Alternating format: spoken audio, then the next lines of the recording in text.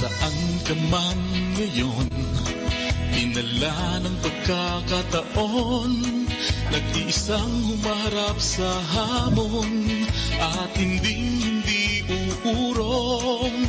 Kahit nasa malayo ka, saan mang panig ng daigdig, tinig mo'y magkakarating. Pakikinggan ang iyong hiling, ang tinig Pinoy, karamay mo. Kahit saan dako ng mundo, isang mithiin, isang hangarin, marinig ang tinig natin. Ugali nating kinagisnan, mula nooy nagtutulungan. Pilipino ay nagkakaisa, sa ibang bansa ay magkakasama. Isigaw sa buong mundo, nang marinig ang tinig mo. Tinig natin ay pagsasamahin, tagumpay ay makakamit. Ang tinig Pinoy, karamay mo. Kahit saan dako ng mundo, isang mithiin, isang hangarin, marinig ang tinig natin.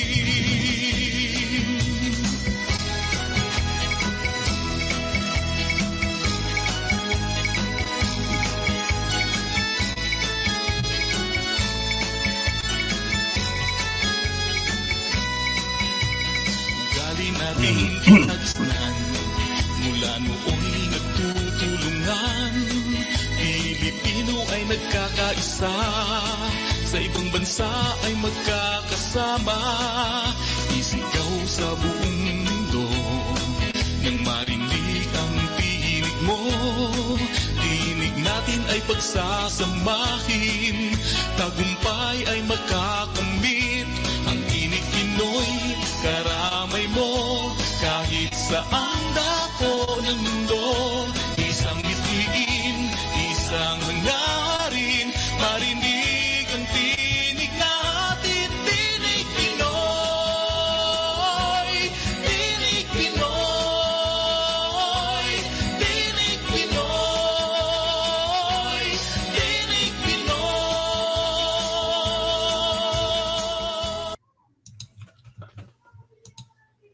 Ika-siyam ng umaga. Ngayon po ay linggo, ika-25 ng Abril. Dito po sa amin sa Ottawa ay medyo okay ang panahon, hindi na masyadong malamig. Sana po sa inyong kinaroroonan ay okay din. Maraming salamat po sa inyong lahat na sa kasalukuyan ay nakatune in dito sa TalakBayan, sa Tinig Pinoy Radio. Kasama po natin ngayong umaga ang ating regular, actually hindi siya regular ngayon dahil naka-sabbatical pa po. Wala pong iba kundi ang ating pinakamamahal na program director and lady host ng Tinig Pinoy, my longtime partner on the air, Regina Sosing. Magandang umaga sa iyo, Regina Sosing. Magandang umaga po, Kuya Dan, at magandang gabi sa mga katinig natin sa ibang dako ng mundo. Salamat po for having me tonight. Of course, And good morning. Well, tonight in the Philippines or in other parts of the world, but morning here in Ottawa. And talking about other parts of the world, hindi po sa Ottawa nang gagaling ang feed ng ating kasama ngayong umaga. Hopefully, she will become a regular of Tinig Pinoy Radio, the beautiful and the very intelligent Dina O'Brien. Magandang umaga sa iyo, Aling Dina. Magandang umaga po sa inyong lahat. Kung nandito kayo sa Ottawa, good morning. Kung nasa Pilipinas naman kayo, magandang gabi po sa inyong lahat kung saan man kayo kung nakikinig. Salamat po for having me. Well, you are certainly welcome, and we are actually privileged that you have agreed to join us today, at least. Looking forward to having you in more Tinig Pinoy programs. Okay. Kumusta po kayo lahat na mga nanonood sa kasalukuyan? Sorry. Ako po ay, actually si Regina po ay nagmagandang loob muli sa atin dahil katulad kahapon when she joined me in the interviews of Admin Hans Kakdap of OWA and of Member of Parliament Chandra Arya, kasi po alam naman niyo simula nung Sunday medyo nawawala yung boses ko dahil sa ubo, sore throat, which is my regular malady. But I've been spared with that episode, which at times, if you remember, Regina, which at times lasts for months. In Oo. fact, si Regina is when she tells of her history with Tinig Pinoy, she starts with that incidents. Ano na nga nangyari, Regina, noon? Ay, 20 years ago? Naku, mga katinig. Kuya Dan, babatiin ko lang mga katinig natin na bago ako magkwento. Of Big course. shoutout lang po. Rex RSP from Case A, and yung Facebook user hindi ko alam, Donna Bartolome Perez, Tita Lo Medina, and dito din po, I think Tita Vance also. Keep commenting po at babasahin natin yan. But correct po kayo lahat dyan, nang nag-umpisa ako sa Tinig Pinoy 20-something years ago, hindi po dapat ako mag-host. Ako'y dapat ay mag-aaral mag-text sa CKQ 93.1 FM. Si Kuya Dan, nawalan ng boses, and suddenly I have to speak on the phone. I was terrified to death. Hay nako. And so, kaya correct si Kuya Dan. Hindi po si Kuya Dan nagbibiro pag sinabi po niya na yung kanyang boses medyo hindi po siya pinagbibigyan sa kanyang kahilingan. Yeah, totoo yan. That is the short and long history of Regina Sosing being with Tinig Pinoy Radio. Ngayon, kasama po natin for the first time si Dina O'Brien. Dina, tell us more about you. Where actually are you now? Nandito ako sa Kitchener-Waterloo. It's about half an hour, no, it's more than an hour drive from Toronto. Actually, it's a very nice town. We call this area the University Town kasi we have the University of Waterloo, we have the Wilfrid Laurier, and Right. other universities. So Yeah. it's a very diverse community, actually. You Yeah. know, lots of students from all over the world, especially Asia. So yeah, it's a very good community. I would say. So that's Waterloo. What about Dina O'Brien? Oh, Dina O'Brien came from Ilocos region. So, Okay. Ilocana, naimbag nga rabii or naimbag nga bigat. Kada kayo amin. Nga dumdum nga daytoy nga istasyon. Marami tayong mga Ilocano admins actually.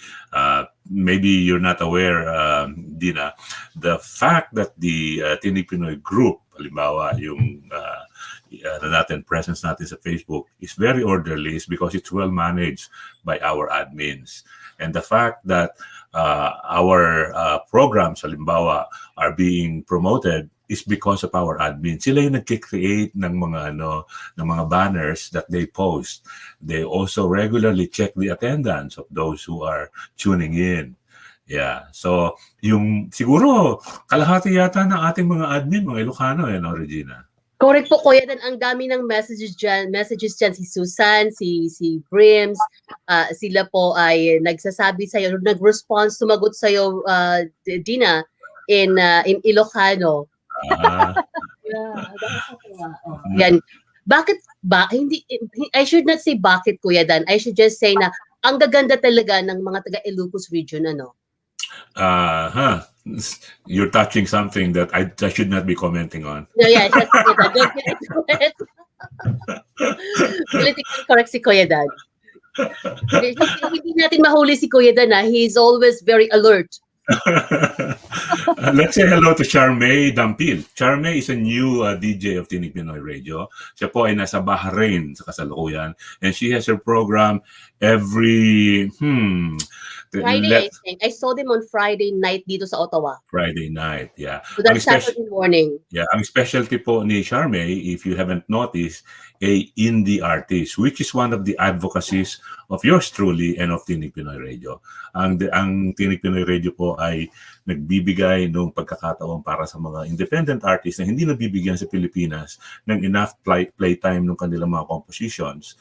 So sa Tinig Pinoy Radio po, ito pa pinaka-stage nila. In fact, we have in our playlist, nandoon po is sprinkling ng mga independent artists being played regularly on a 24/7 basis. Although may natanggap ako kaninang notice, down daw yung website natin. I will have to check that after the show. So, well, again, welcome, Dina, and we shall now proceed into talking about something that Filipinos back home or even those outside are now attracted and are sharing their thoughts and opinions and views So let's start with, for example, the community pantry that is now heating up as far as discussions and opinion making is in the Philippines. Simulan ko siguro. Ito pong community pantry na ito, inintroduce ng isang taga-UP Village. Nasa Maynila po siya. I think the name is Ana Patricia Noon. And Ana Patricia started a cart, a table, na naglagay siya dyan ng mga prutas, gulay, at saka ng mga delata. Ang slogan kumuha ng kailangan, mag-iwan ng hindi kailangan.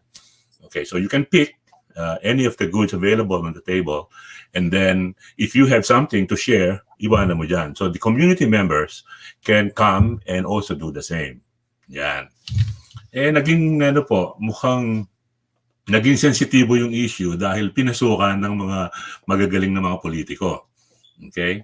Umpisahan natin yung comment, halimbawa yung complaint ni Ana Patricia na nagsabing, ngayon natatakot ako sa buhay ko, sa safety ko, kasi mukhang ni-red tag ako, pin-profile ako ng police.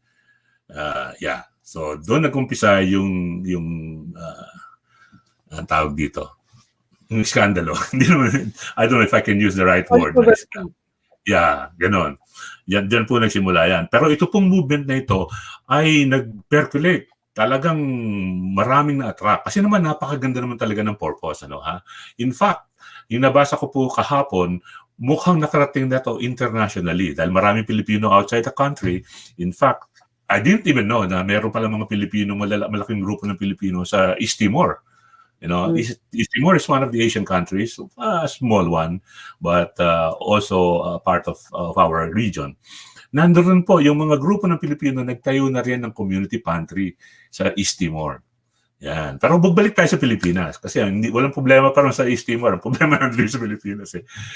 Recently po, nung nag-birthday si Miss Angel Locsin, and I'm sure you're familiar with her, very popular artista back home, nag-Instagram daw po siya at nag-invite ng mga tao to celebrate her birthday. Nag-open siya ng community pantry.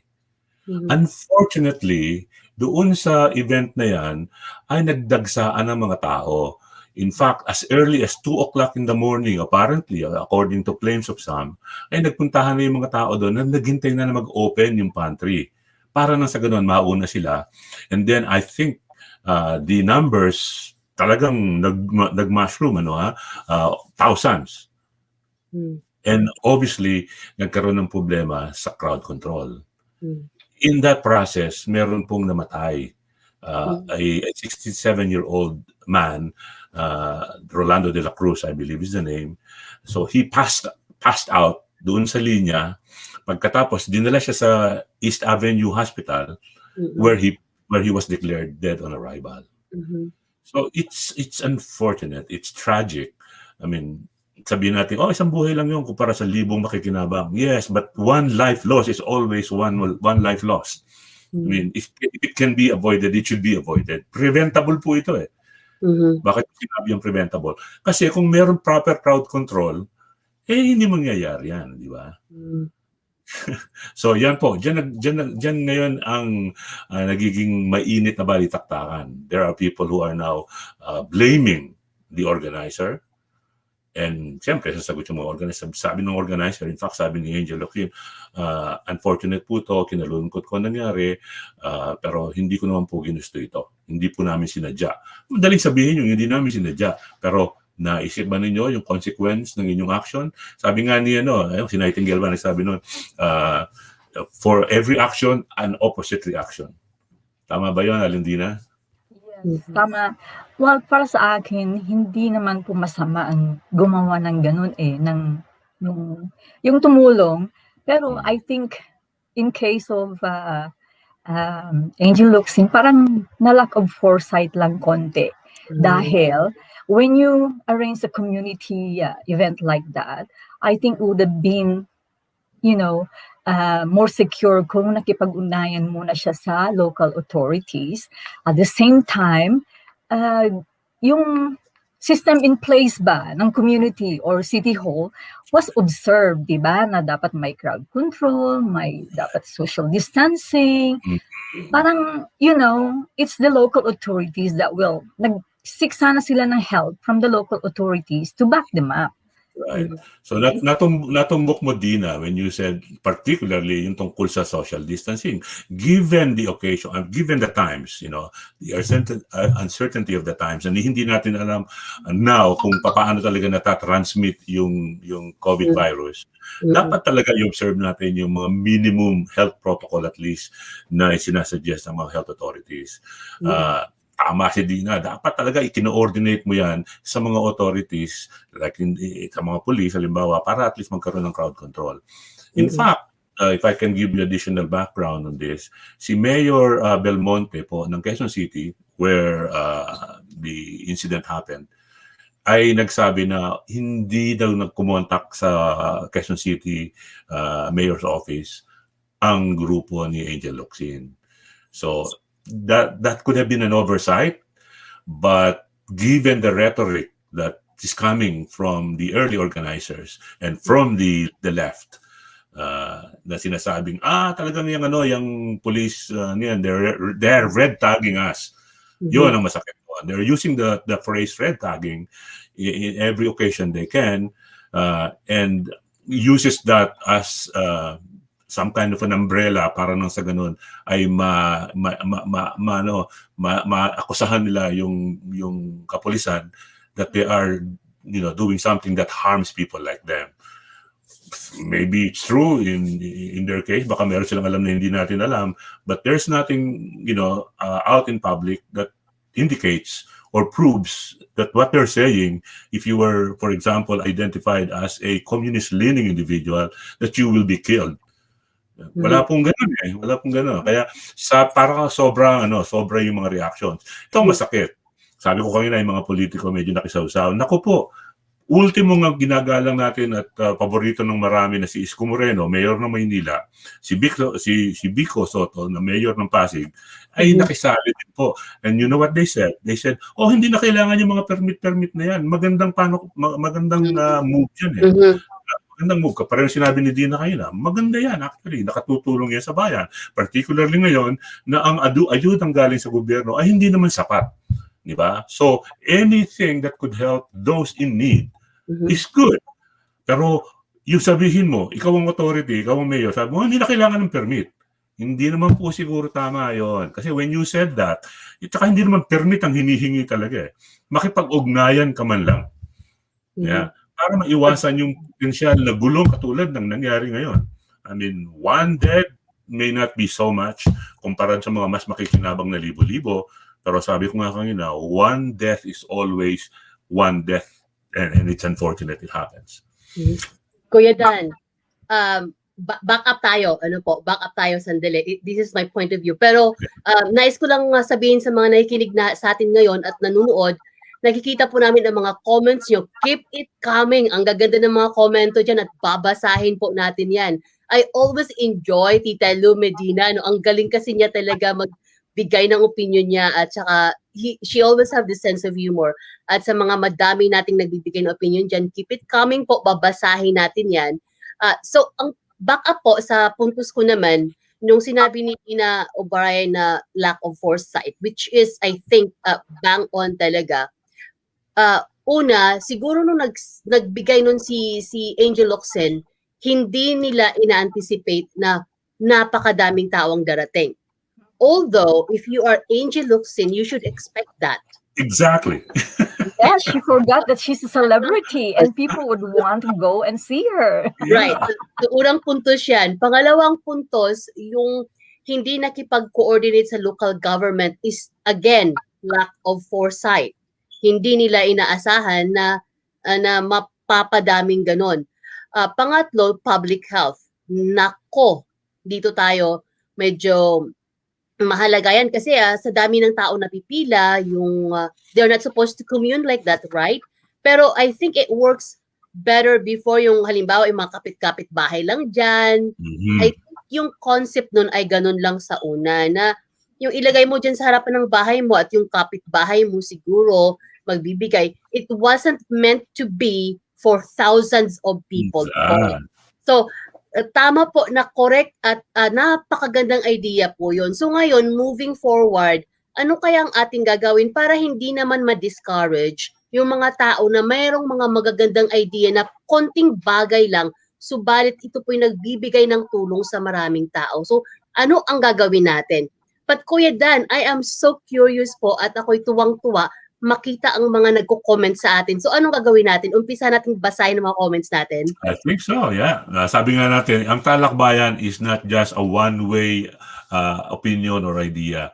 This is supposed to be shared by many, including those who are out there watching and listening to us. So please, let us read some of those comments. Isang pakiusap ko lang po, huwag niyo itigil ang inyong mga komentaryo, pero please like and share this program. Okay, share it to as many friends as you are sa Facebook o even sa Instagram at saka sa YouTube.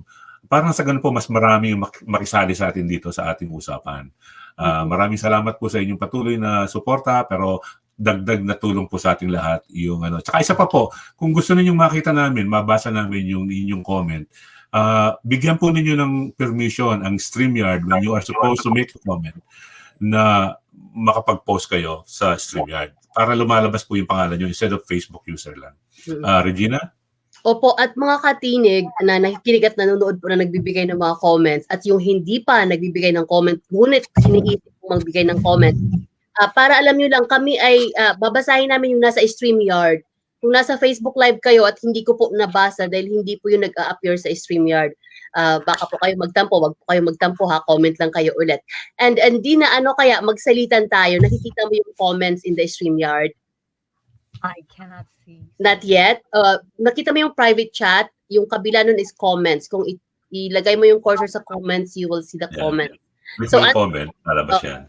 So habang inaayos ni Dina yan, ako muna po magbabasa mga katinig. Umpisahan ko sa umpisa para wala akong maiwan, but keep coming. Kung kayo po mag-comment, bigyan nyo kami ng suggestions kung kayo po ay gagawa nito. Ngayon na alam na natin ang posibleng mangyari dahil nakita na natin, ano kaya ang dapat ginawa ninyo?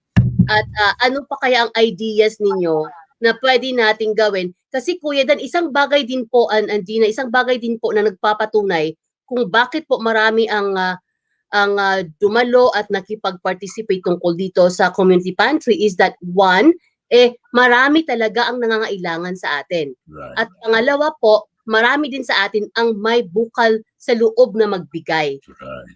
These are all good things. So this, Dina, you want to say something? Yes, sabi ko, yung mga gustong gumawa nito, naturally mga good Samaritan, di ba? Kasi, ang tawag nito, charity begins at home, di ba? So, naturally, yun ang motibo natin is to just be a good Samaritan. Yung iba naman gusto magbigay ng tulong because sometimes they feel good. Diba? There's nothing wrong with that. Tapos yung iba naman, meron silang agenda, something, different.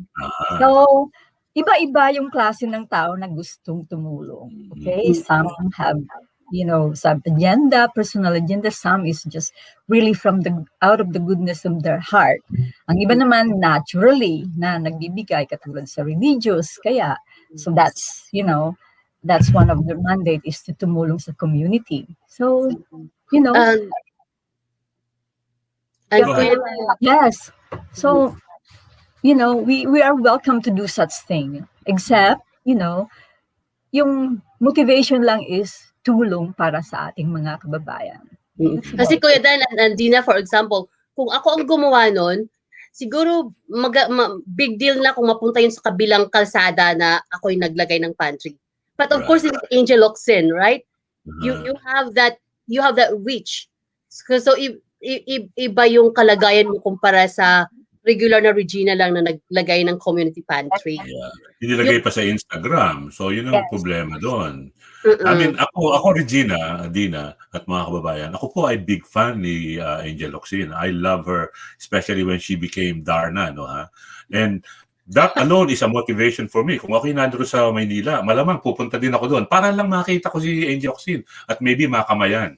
Ano ha? That is already a big motivation. Wala ako sigurong interest sa pagkain dahil I can afford to buy my own food. Pero yun ang sinasabi ni Regina kanina, Angel Locsin ka eh.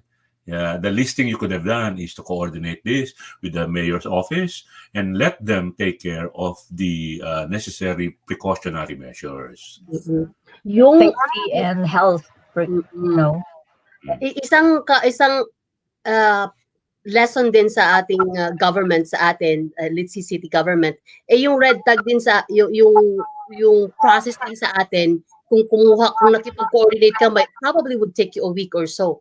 So isa din yon kung bakit ang mga tao medyo minsan nag-aalangan na makipag-ugnayan sa ating city dahil minsan hindi rin sila, depende kung saang party ka, hindi rin sila kusang nagbibigay or tumutulong sa'yo. So there's a lot of things that factors di po ba na nakasalalay dito. So balit, eto na tayo ngayon, ano na ang gagawin natin today, tomorrow, and the next day upang makatulong. So comment po kayo dyan mga katinig. Tina, ako'y mag-uumpisa na. I think we would like to say hello to Brames, Donna Bartolome Perez. Si Donna po, Kuya Dan and Gina, is also from the the True North region. Is that how we say that? And Tita Lu Medina is with us, watching from Quezon City, City of Stars, Hello, Ottawa, Canada. And Brames is with us. Rex Erespi is with us from KSA. Si Rex po ay isa sa ating masugid na tagapakinig. Rex, let's bring the KSA team back, shall we? Rex? Susan Crystal J is with us.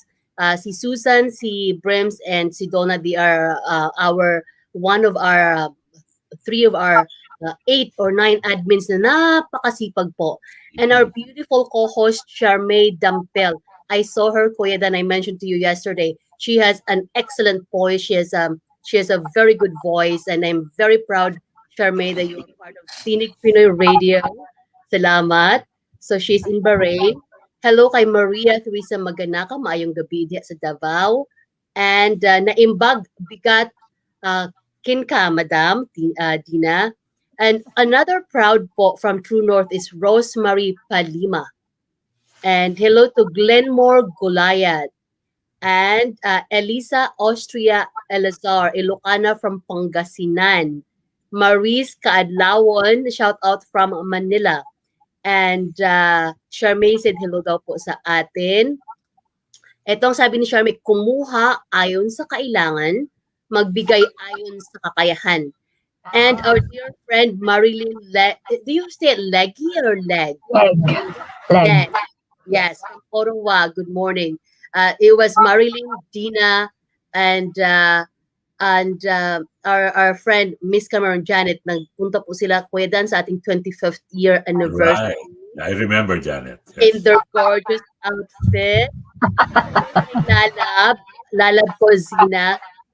So Tita Lo Medina said, praning si Parlade. Sino si Parlade. Yeah. Praning si Parlade, malabo ang matakala, Communist Party, ang community pantry. Angel Locsin's pantry. The organizers did not coordinate with the city government. Yon. Good evening to everyone watching from Philippines. And Charmy said, di naman po masama ang tumulong, but in proper way. As for me po, alam naman din kung gaano ang discipline sa Pinas. Pagdating sa ganyang sitwasyon, mawawala talaga ang disiplin, lalo na at talagang pahirapan ang sitwasyon ng ating mga kababayan. Anong say mo dyan, Kuya Dan and Gina? This is from Charmaine. Well, isa yan sa mga topic na gusto nating talakayin or touch on at least. Yung kung minsan we are becoming too heavy-handed sa ating mga kababayan. You know, we're so quick to bash our very own. Like, pwede po tayong pumuna, pero wag naman natin laging bigyan ng kasalanan ng kagalit. I-condemn yung aksyon ng mga kababayan natin. Anyways, that is for another discussion. Tuloy muna natin itong tungkol sa community pantry. Pati ako nauutal eh. Thank you po. And hello to Daisy Joy Cardoza. Sabi ni Tita Lu, prior to her community pantry, Angel Locsin invited everyone to come. Uh, Di expected na magkagulo, lalo na sa celebrity siya. Curious din ang iba magpa-selfie. Galing Me, talaga ng Tita me Lu. included. Aray ko, ni Kuya Tanon me. And hello kay Dom Rosetic. Hello po. Manang Dina and Kuya Dan. Sharing our blessings is always a blessing, sabi ni Dom. This is from someone who did share his Exactly. blessings to people, right, Kuya Dan? I was about to say, you know, in the height of that, ano yung nangyaring gulo dito sa, ano, nagkaroon ng buhawi o tornado, di ba? So maraming mga na-damage ng mga residents, ano. Ang ginawa ni Dom, and Dom was the chef and the owner of Kapamilya Restaurant in the Barhaven area. Ang ginawa po niya, nagluto siya ng sangkaterbang pagkain and then invited people to come over and partake of the food he prepared. Yan po ang tinatawag na tamang community spirit. Okay, it was not a pantry. Nagtataka lang ako bakit pantry ang ginamit kasi yung pantry paminggalan eh. Anyways, that's another point. So again, Dom is an epitome of an individual caring enough about other people's welfare. And this is actually the idea that we espouse and would like to be promoted on and on sa ating, hindi lang dito sa Canada, kundi sa Pilipinas and other parts of the world. Kung saan tayo makapagbibigay ng ginhawa at tulong sa nangangailangan, let us do our share. But please, do it responsibly. Dina, you wanted to add to that? Yes, do it responsibly and do it out of the goodness of your heart. Walang kapalit, walang except you. Yung purpose mo is to help. Yeah. Wala nang iba. Walang agenda, di ba? Walang Walang agenda. Especially political agenda. Especially if you want to make others look bad. Oh yeah, you want to make others look bad or you want to make yourself looking very, very good, right? Yes. Because you have political aspirations. Yun ang sinasabi kong kapalpakan ng ating mga politiko. So I'm not bashing our countrymen. I'm simply criticizing the way our politicians, some of them, not all of them, act when it's to their common interest, when it's to their political image. Sabi mo, hindi na kailangan ng permit. O, tingnan mo nangyari. Namatay tuloy si Kabayan. And how many more will suffer if this irresponsible comments coming from irresponsible individuals continues? Anyways. Kuya Dan, if I may say so, for Mayor of Manila and Mayor of saan nga ulit si Soto? Pasig. Pasig. I think they are probably referring to no permit. Kung ako lang halimbawa si Regina lang naglagay ng pantry dyan sa harapan, I don't need to have a permit from the city for that. Pero kung ako po ay si Angel Locsin, alam ko nadalag sa ang mga tao kahit ang ilagay ko lang dyan ay dalawa. So siguro depende po kung sino ang maglalagay ng community pantry. Right. Yan ang aking pagkakaintindi po.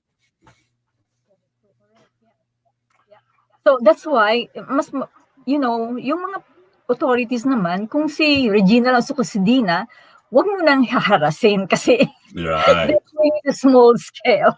Pero kung yung big like a celebrity like Angel Kung si Tita Lu Medina ang maglagay ng pantry, hingi ka ng permit, Tita Lu, ha? Celebrity, no? Oo. Dadagsain ka, Tita Lu. Yeah. Itutuloy po natin ang ating comment. At mga katinig, mag-comment po kayo at babasahin natin yan. Nais naming malaman kung ano po ang inyong nasa sa isip or nasa sa loob tungkol sa nangyayari sa community pantry. At saka kung meron kayong mga ideas kung paano makatulong sa mga kababayan natin. Lalo na ngayon, 2-point-something million or 4 million po ang walang trabaho ngayon sa atin sa Pilipinas dahil po sa ating pandemic. So, comment lang po kayo dyan. Sabi ni Lalab ay done sharing daw po. So thank you sa lahat na nag-share ng ating Facebook Live. And sabi ni Shar, may good idea po for those who understand the situation but not for those using the situation para sa pansariling intensyon. Medyo may patama yun, ha? Bullseye. Sabi ni Lalab, yes po ma'am, Tina. I think this is you, Dina. True, maraming pamamaraan para makatulong sa ating kapwa. And Marilyn Butay Bautista said, hello, watching from Lawag City. Batiin mo daw, kaya, I'm sorry, Dina, from Lawag City, si Marilyn Butay Bautista Calves. Oo, naimbang ni Rabii Kabsat. Yeah. Salamat sa pakikinig. Hello kay Lisa Javier at sa kay Lalab. And yan po, so far, ang comment na nababasa ko, unless there are some new comments na hindi ko makita. Yeah. Ayan po, mga katinig. Nako, talaga naman. Ang hirap din minsan at hindi ko lang alam kung mga katinig natin naranasan to, lalo na yung mga community workers natin, yung mga community leaders natin, na minsan, yung maganda mong intensyon, napapariwara because of the consequences din ng ibang tao na tumatanggap ng ginawa mo. Katulad ng, si Angel Locsin, Kuya Dan, kung ikaw ay Angel Locsin, i-assume mo na lang ba na kailangan mo talaga makipag-coordinate ng kahit anong gagawin mo dahil siguradong dadagsain ka? Oh yeah, automatic na 'yon. Kung ikaw si Angel Locsin, I mean si Regina Sosing na kapag ginawa niya dito sa Ottawa, kailangan mag-coordinate din sa kapulisan no ha. Kasi dudumugin din. We're just, we're adding a little bit of levity in our discussion kasi masyadong seryoso po, especially when it speaks of people who might get hurt or might even die, as in the case of Mr. Cruz, who passed away because mukhang na-overwhelm siya nung crowd, pwede naman pong maiwasan yung mga ganitong mga hindi karapat-dapat na mangyari. Basta ayusin lamang po natin yung proper coordination. Shout out ako kay Lisa Javier. Hello, Lisa. Hello there sa Osaka, Japan.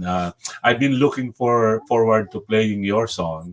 Si Lisa Javier po is in Japan and is actually, she's an awardee, I think, in America of last year or 2 years ago.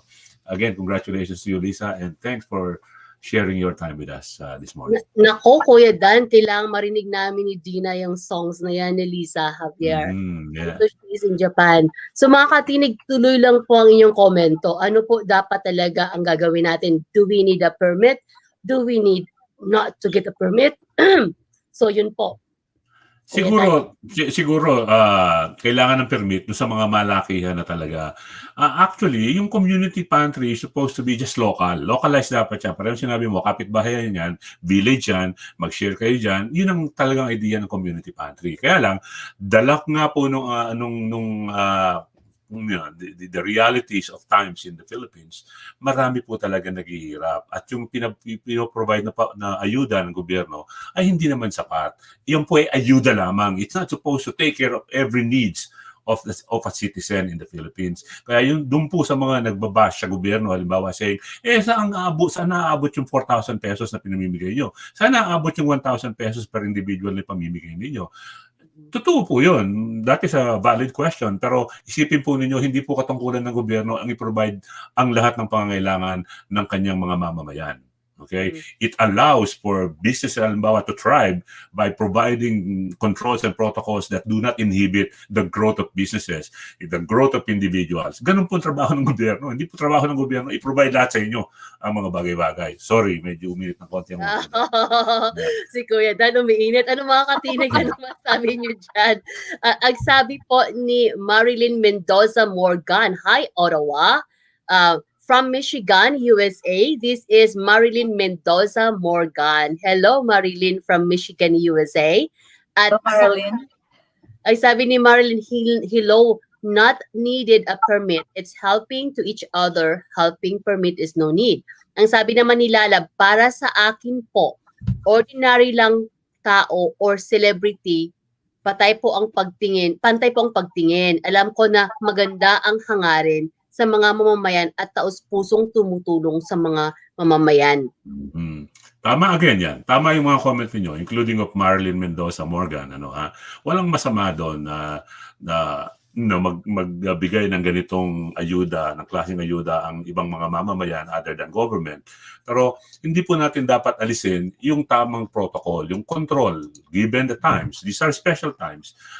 Alam po natin na yung COVID, nakahahawa yan. Kaya nga marami, milyon na sa buong mundo ang namatay. Pagkatapos, kung ganitong activities ay mag-a-attract ng malaking crowd, Ang Pilipinas po ay iba, hindi po ito katulad halimbawa dito sa Ottawa, particularly, nakokonti ang tao. At ang mga tao, karamihan ay can afford.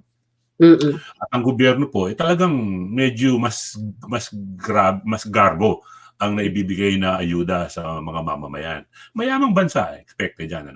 Pero dito po sa Canada, halimbawa, kung kayo ay mag-o-offer ng isang free clinic, halimbawa, o isang ganitong pagtitipon, i-coordinate din po ninyo yan. Hindi po kayo po pwedeng basta na lang mag-open ng isang tindahan, halimbawa, na nagbibigay ng libre. Kasi po maraming merong health issues. Paano kung itinamigay mo halimbawa goods ay nag-cause ng mass poisoning? Mhm. Diba? Allergy. Or allergy. Halimbawa, merong peanut allergy o bagong allergy yung kumuha ng goods na pinamigay mo. Diba? Marami pong mga bagay. At yung mga bagay na yan ay po pwedeng iwasan yung undesirable effect. Kung pag-iisipan lamang po ng konti at bibigyan ng pagkakataon yung mga otoridad to coordinate with you. Hindi po permit ang tama. Siguro, tama yung sinasabi din ng mga politiko. Walang permit. Siguro po hindi permit per se na kailangan lisensya. Hindi po yun ang hinihingi. Yung pinayagan ka ng kapulisan o ng City Hall at magbibigay sila sa iyo ng tamang personnel para makatulong sa process ng pamimigay. Ganun lang po. Ang ano nito, Kuya Dan, and I'm just being a devil's advocate here. Paano kung halimbawa, okay, si Angel Locsin, tapos sinabi ko, nakipag-coordinate ako, at sinabi ng police na, sorry, wala akong people to give you today. Well, that is indeed an issue kung mangyayari yun. Pero isipin po natin, yung mga bagay dapat pinaplano. Kasi hindi mo naman po pwede sabihin sa police na, mamayang 2:00, alauna na ngayon, mamayang 2:00, meron akong activities involving the giving away of goods to people who would come. Please assign to me a dozen police. I mean, come on, that is not realistic. Ang gagawin mo, siyempre, okay, alam kong birthday ko sa susunod na linggo, plano ko mamigay ng ganito, magko-community pantry ako, i-coordinate ko ito kay Mayor Belmonte, kay Mayor Joy. Yan ang gagawin ko. Siguradong dadagsain ka kung si Angel Locsin ka. Ito ang sabi ni Marilyn Mendoza Morgan na ang community pantry ay para sa mga taong walang-wala na sana pero may mga pumipila na hindi naman mahirap sa buhay. You can see them in the TV screen. See? So dagdag pa na elemento yan. That is an additional thing that we were not even discussing. Yung mga tao na kaya naman pero pumupunta diyan dahil nagsasamantala, di ba? Merong isang event nakakatuwa ito At the early onset of this community pantry buha, merong 3 babae, naka-short lahat. Naglalakad, nonchalantly walking. Pagkatapos nagpunta sila sa isang community pantry. Yung isang babae, kinuha yung 2 patong ng maraming itlog. Inuwi niya. She got bashed by citizens. So, ang nangyari, nag-comment din siya. Sabi niya, bakit gano'n? Namimigay sila pagkatapos, ibabash din lang pala kami. Sosoli na lang namin. Tama bang kaswiran yun? Una, mali yung ginawa niya, di ba? Naman, para sa akin, community nga Bakit manang? Ikaw lang ba yung nagugutom? Paano yung iba na nakapila sa likod mo? Konting konsensya lang ba? Konting courtesy. Kunin mo na yung kailangan mo lang. Then the rest behind you can also have their share. Right. Yeah. Hindi na kung sabihin ko na kailangan ko yung 2 itlog. Not the whole tray kasi, di ba, para sa lahat, it's not for you only. Right. Diba?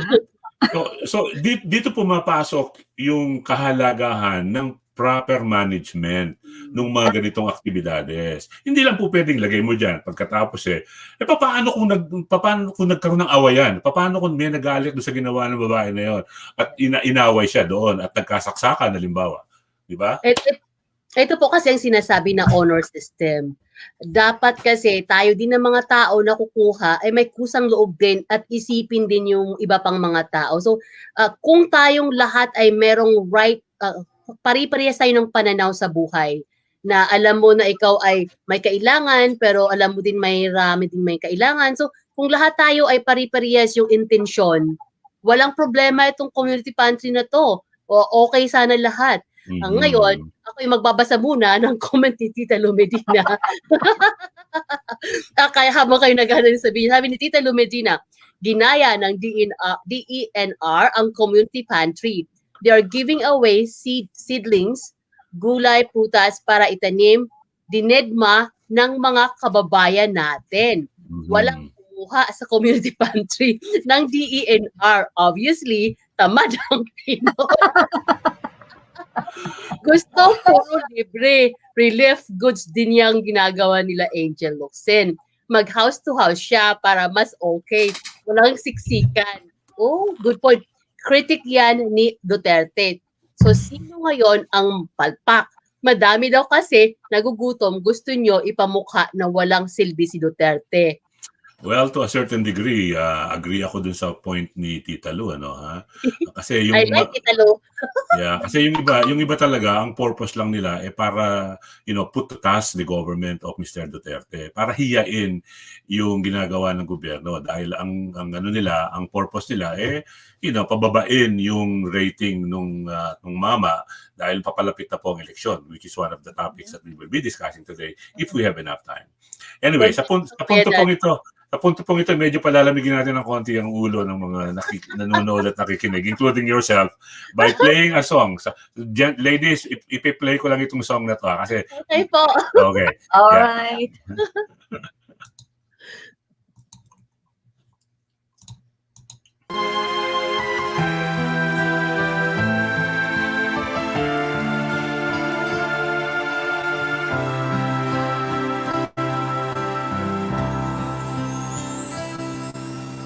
Bayan ko'y nababalot na ng dilim sa kay tinding pagsubok na dumating.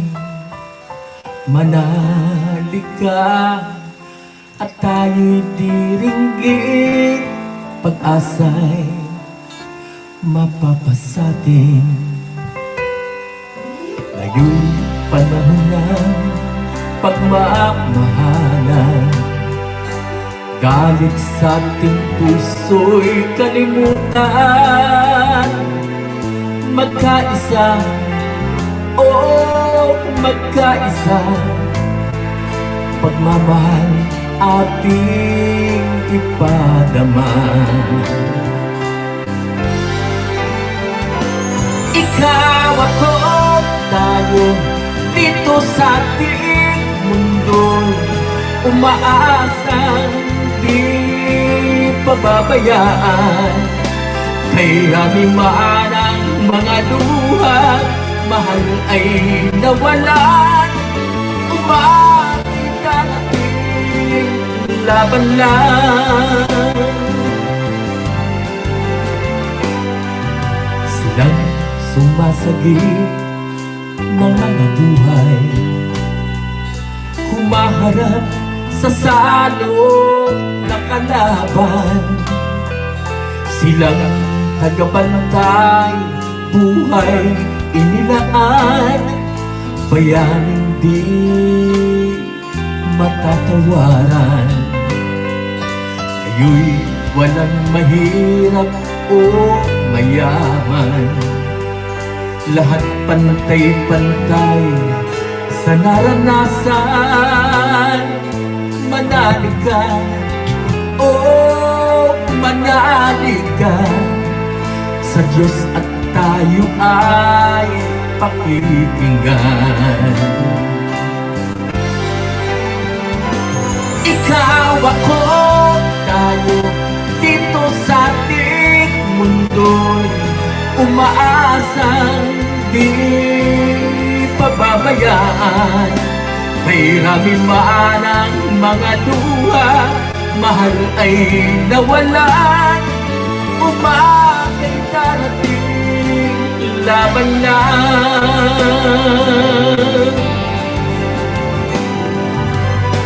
Di tayo dapat panghinaan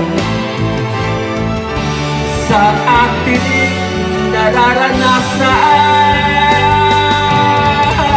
nararanasan. Ikaw, ako, tayo dito sa ating mundo'y umaasang di pababayaan. Kay raming maanang mga luha, mahal ay nawalan. Upakita natin laban lang. Huwag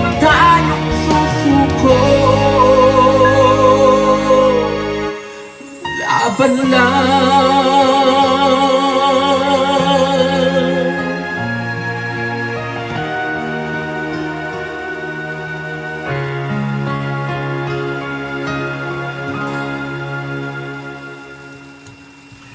Yan ang laban lang. Si Alon po, si Karine de la Rosa or Alon Pusong Bato is coming to Tinig Pinoy Radio on May 1st.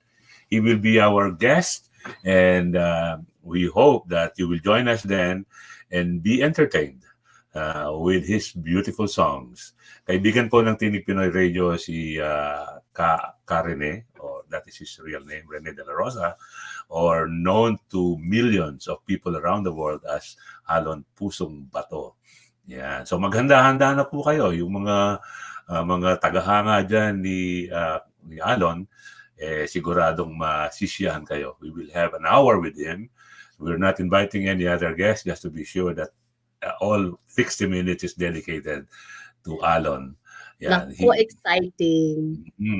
So isa lang po yan sa mga entertaining motions ng Tinig Pinoy Radio. Patuloy naman tayo dito sa Tinig Pinoy Radio, nagbibigay ng saya at kasiyahan sa pamamagitan ng awiting Pilipino, including sa ating 24/7 non-stop OPM songs, kahit saan, kahit kailan.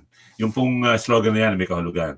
Kahit saan, wherever you are, kahit kailan, kahit anong panahon. Dahil po 24/7 patuloy ang ating pagbibigay ng kasiyahan sa pamamagitan ng ating mga tunay na Filipino music. Yeah. So balik tayo sa katotohanan. TalakBayan sa Tinig Pinoy Radio, ika-25 ng Abril, kasama natin sa ating panel ni Gina Sosing and Dina O'Brien. Kuya Dan, hindi ko alam kung napakaganda ng awitin ni Alon Pusong Bato, laban lang, napakaganda ng mensahe. So balik ko yan, hindi ko alam kung lumamig ang mga opinion namin sa kanta na yon dahil napakaganda kasi ng topic na to, napakamahalaga, di po ba? And kung i-allow nyo ako, dahil medyo ako po ay nag-back off ako sa community ng konti, hindi ako masyadong updated. So babasahin ko lang. Kuya Dan and Dina knows this na Parladi is the Lieutenant Colonel, military daw na nag-red tag sa mga organizers ng mga community pantry. Ang sabi ni Tita Lo Medina, nagalit ang mga senador sa kaka-red tag niya o pag-iimbestiga sa mga organizers. Now, babawasan na sila ng pondo. Ay naku, love Tita Lo Medina. She is very, very helpful. Kuya Dan, she is a hero to us na mga OFW. Ano po, ang dami nang natulungan ni Tita Lo Medina. Walang kapaguran po siya. So, Tita Medina, saludo po kami sa iyo, Tita Lo. Yeah. So for the information of some who do not know who Tita Lo Medina is, siya po ang host ng gabay ng OFW International at saka ng Hello World. Ano yun? Nakalimutan ko yung title ng isang programa pa niya.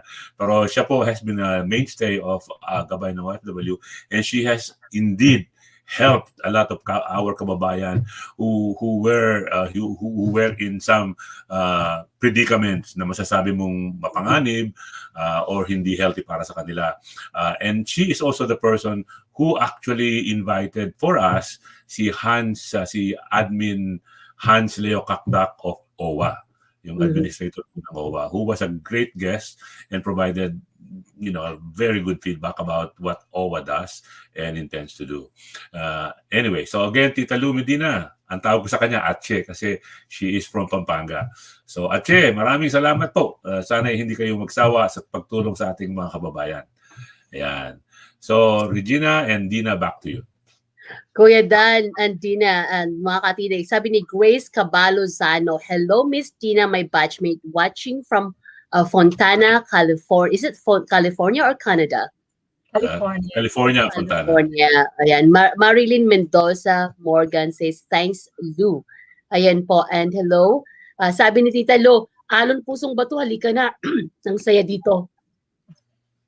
Nabulunan na rin si Regina. Huwag sabihin na hawa ka na rin sa akin. Kuya Dan ha, ang layo-layo mo nang hahawa ka, no? Joke lang po. Buti na lang may ako dito. Ano sabi mo, Dina? You're practicing social distancing, di ba? Oh, So, yeah. Kita mo, shouldn't be meron tayong divider ngayon tatlo.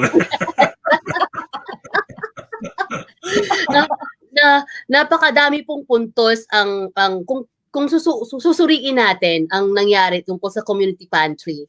Marami pong puntos diyan ang pwede nating tingnan. Una, wag pong samahan ng politika. Pangalawa po, okay po ang tumulong. Wag sanang ma-discourage yung mga kababayan natin na nag-iisip po na tumulong. Pangatlo, kung sa palagay ninyo, mapapadami ang tao na pupunta sa inyo, isipin po natin yung health precautions natin. Yun po. Minsan hindi natin alam kung hindi natin na-anticipate din, Kuya Dan, kung kung paano mag-response yung mga tao. Although, if you're Angel Locsin, sorry, nagsain ka talaga. Sabi pa ni Kuya Dan, makakipag-selfie lang ako kahit wala akong kunin sa pantry niya. That's also a factor kung bakit nagkaroon ng maraming tao. You know?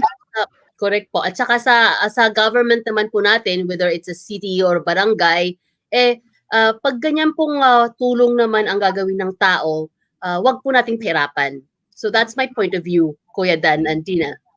Yeah. Well, sa Pilipinas, ikumpara natin yan sa ating kinalalagyan. Dito po sa Canada, halos hindi mo nakikita ang kapulisan. Nakikita mo sila, yung paminsan-minsan, yung mga patrol car nila, umiikot, pero hindi sila naglalakad, hindi sila, they're not doing what the people in the Philippines do. I'm not even talking just of the police. Sa Pilipinas po, merong dagdag na layer ng government. Okay, yung tinatawag na LGU, Local Government Unit. Pagdating po dyan, nandiyan yung mayor, nandiyan yung konsehal, nandiyan yung bukal. Pagkatapos, meron pang barangay. Yung barangay po ay pinamumunuan ng isang barangay captain at saka yung mga kagawad niya. Yung pong Local Government Unit na yan, yung barangay na yan, ang pinakamaliit na political unit sa Pilipinas or governing unit sa Pilipinas, yan po yung mga kaalyado ng ating mga community. Yan po ang namamahala sa sa pamamalakad ng katinuan or nakakalimutan ko yung mga words sa Tagalog. Sorry po. Hindi ko Pilipino pa rin po ako. Kaya minsan hindi ko ginagamit araw-araw, nakakalimutan ko yung word. Sila po yung tagapagpatupad ng kalinisan, halimbawa, ng isang barangay, ng katahimikan ng isang barangay. Ganun po. Meron pong ganyan. All you need to do is to coordinate with them. Ito ang isang maganda. Merong isang grupo. Nakita ko sa Mindanao ito. My friends in Davao City, for example. You know what they did? Meron sila, nangalap sila ng mga goodies. Also in the spirit of giving and of the community pantry. What they did, lahat ng nakalap nilang mga prutas, mga gulay, karne, kung ano-ano, na makakain at makatutulong sa mga nangangailangan, dinala nila sa barangay. At yung barangay, ang mamimigay ngayon ng mga bagay na yan. I mean, obviously, they cannot, these individuals are also busy, but they have the resource. Hindi nila kaya yung babantayan nila. Ayaw nilang gawin yun dahil ayaw nilang magkaroon ng problema na hindi nila makokontrol. At hindi rin sila po pwedeng magbahay-bahay dahil obviously that would be taxing to an individual. So yun ang ginawa nila. Dahil nga yung barangay is always there. In fact, yung barangay halos kilala lahat. Yung mga tao doon sa barangay nila. Ganun po yun kasi smallest unit ng ng government sa Pilipinas Yun ang kagandahan sa Pilipinas. Merong ganung resource. So, does it hurt to communicate with your barangay people? Come on. Sila yung tawag ni governing body sa barangay. Sila yung may authority to do such community event. So, at the same time, you follow the protocols, you follow the health and safety, then, sila na ang mag-i-implement kasi sila talaga yung, proper authorities.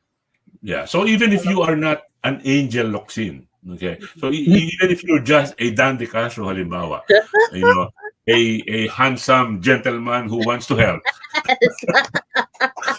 I'm putting a little bit of levity here, okay? Who likes? Approve. Who likes?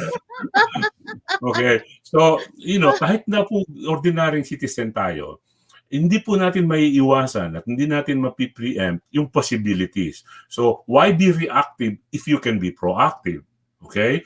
So para maiwasan na po natin yan, alam natin na naghihirap ang maraming kababayan. Lalo na po kung ang lokasyon ng inyong tahanan, ng inyong community ay medyo malapit-lapit doon sa mga underprivileged. Di ba? So the likelihood of more people, basta kumalat yan, nakakuha yung isa, oh naku, namimigay yung pogi doon sa barangay na yun ng pagkain. Punta kayo. Siyempre, yung mga kapitbahay ngayon, nagipit din, pupuntahan yung mga yan. And before long, you have hundreds of people availing of the goodies that you are sharing with them. So, is it too much to ask to coordinate your activities such as this to people who can help you manage properly this goodness coming from you? Yan lang po masasabi ng poging Dante Castro. Yay, Pogi! Kasi nagko-comment sa akin dito eh. Sabi niya, ang ganda naman ng aura mo. Ang ganda ng kulay mo. Hindi ko ma-share. Agree po kami dyan, Kuya Dan. Kayo po ang boses ng ating community. Ay, Dina? Correct. So, tawag nito? So, are we still have the time? Shall we talk about, or we won't have any time na well, para sa next? Yan ang kagandahan Dina nitong TalakBayan eh. Kasi there is no program immediately succeeding it. Hindi ka pareho ng kahapon. Kahapon kailangan 1 hour talaga. Tsaka yung kahapon kasi talagang kailangan 1 hour lang dahil yung full hour na yon is being replayed sa ating regular time sa CKCU 93.1 FM. Ito po hindi record din ito, pero siya nga po pala, baka na-miss po ninyo ang kabuuan ng programang ito. You can always check the link sa Facebook and then also sa YouTube. Just look for TalakBayan. TalakBayan sa Tinig Pinoy Radio, and meron po tayong YouTube channel. Hindi ko po pinopromote yan. I don't intend to monetize it. That's why you'd never hear it from me. Ngayon ko lang nabanggit yan. Kung gusto po niyong panoorin nito at yung mga nakaraang mga TalakBayans, nandoon po sa TalakBayan YouTube channel. Okay? Mabasa ko lang, Dina, habang nag-iisip ka ng sasabihin mo. Mabasa ko lang po, Kuya Dan, ha, para ang sabi po ni Tita Lu Medina, you got it right, Kuya Pogi. Ang sabi ni June Subad, Kuya Dan, if you don't know him, I know June. June. He's a friend. Sabi niya, suportado ko ang Kuya Dan Pogi Community Pantry. Go, go, go. Ang sabi ni Charmaine, agree Kuya Dan Pogi. Yeah, delikado ngayon yan. Kakaharap na ngayon yan. Parang virus yan. May mga volunteers ka na, Kuya. Yeah. Well, maraming salamat po sa inyong mga papuri. I don't deserve it. I was just putting levity in the show. Kuya Dan, you deserve it. Ay sabi ni Marilyn Mendoza Morgan, yes, no politics involved. Dapat helping is all welcome naman. Sana Pilipinas is different talaga. We all know that for sure. I'm sure the community pantry Angel Locsin has good intention, and that's correct.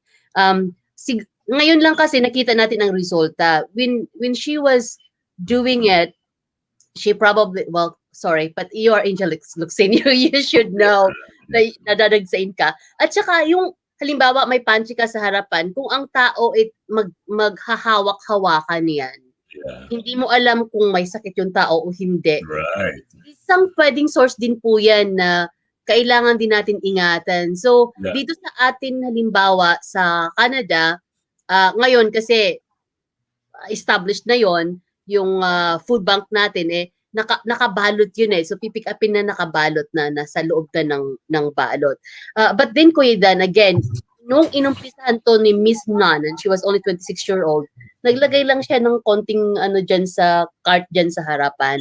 Hindi po nila akalain na ito ay lalago at madami ang magpa-participate at madami po yung kukuha at mga kailangan. So that was then. So ngayon, ano na gagawin natin ngayon at saka bukas? So yun po ang katanungan namin sa inyong mga katinig. Well, ganyan kapopular ngayon itong community pantry. In fact, like I thought I should share this. Meron pong enterprising group of young people, mga geographers, okay? Nag-create po sila ng isang crowdsourced map showing the locations of all the community pantries in the Wow! country. Okay? Ang pangalan po nung app is Saan May Community Pantry. Okay? And Galing!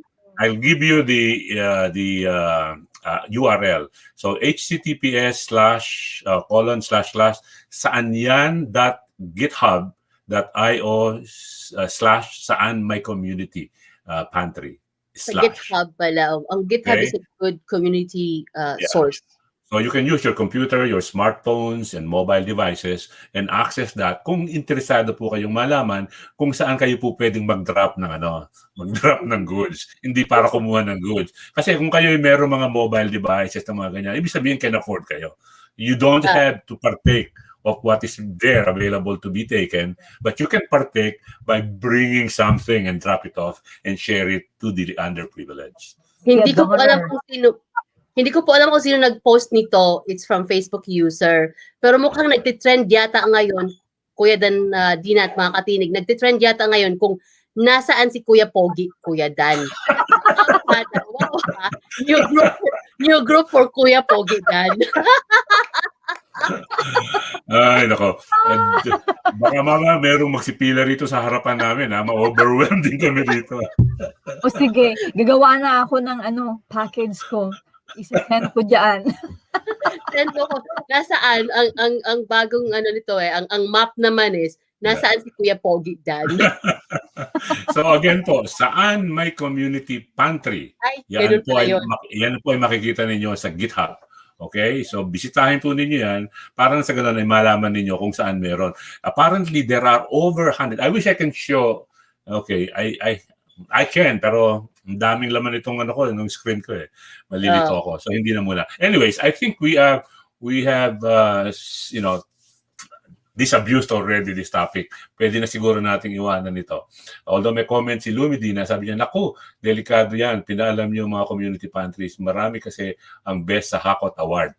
Another trait that some people have, pero hindi po lahat. Okay? Again, balik tayo sa puntong... Kasi ibinenta. Yeah. yung humakot ng dalawang tray ng... I think bawat tray ang laman 24 no? So 48 na pirasong itlog yung hinakot ng babae na yon. Na siguro gagawa siya ng empanada, baka ibebenta. pero Kuya Dan, hindi natin alam kung yung babae na yon ay merong pamilya na 24 people. Good point. Alam mo, sabi niya, actually, hindi naman po para lahat sa amin ito. I-distribute din po namin sa mga kapitbahay. Pero wrong. Hayaan po ninyo yung mga kapitbahay magpunta doon. Pero Kuya Dan, and Dina at mga katinig, ganun talaga sa atin eh. Kasi ayaw natin na pumila na sila ulit. Hindi, pero unfair yun. Nagawa yan sa atin eh. Unfair yun. Paano yung mga nakapila? Di ba? Ayun. Walang hindi ba yan? Dito sa Canada, halimbawa, naku, merong sale ng bigas, $8 lang yung dating $14 sa let's say Loblaws. Ibabalita ngayon yan. Naku, makita mo ngayon yung mga Pilipino at saka yung mga inchik. Nando doon. Before long, kung ang limit ay 6, yung bawat isa, kukuha ng 6, tapos babalik ulit. O kaya may kasamang mga kaibigan, kamag-anak, yung mga taong gustong bumili ngayon, naubos na. Ganon din po yung mentality sinasabi natin. Okay, tingnan naman po natin. Yeah, go ahead. Tingnan naman po natin ang positive side of that.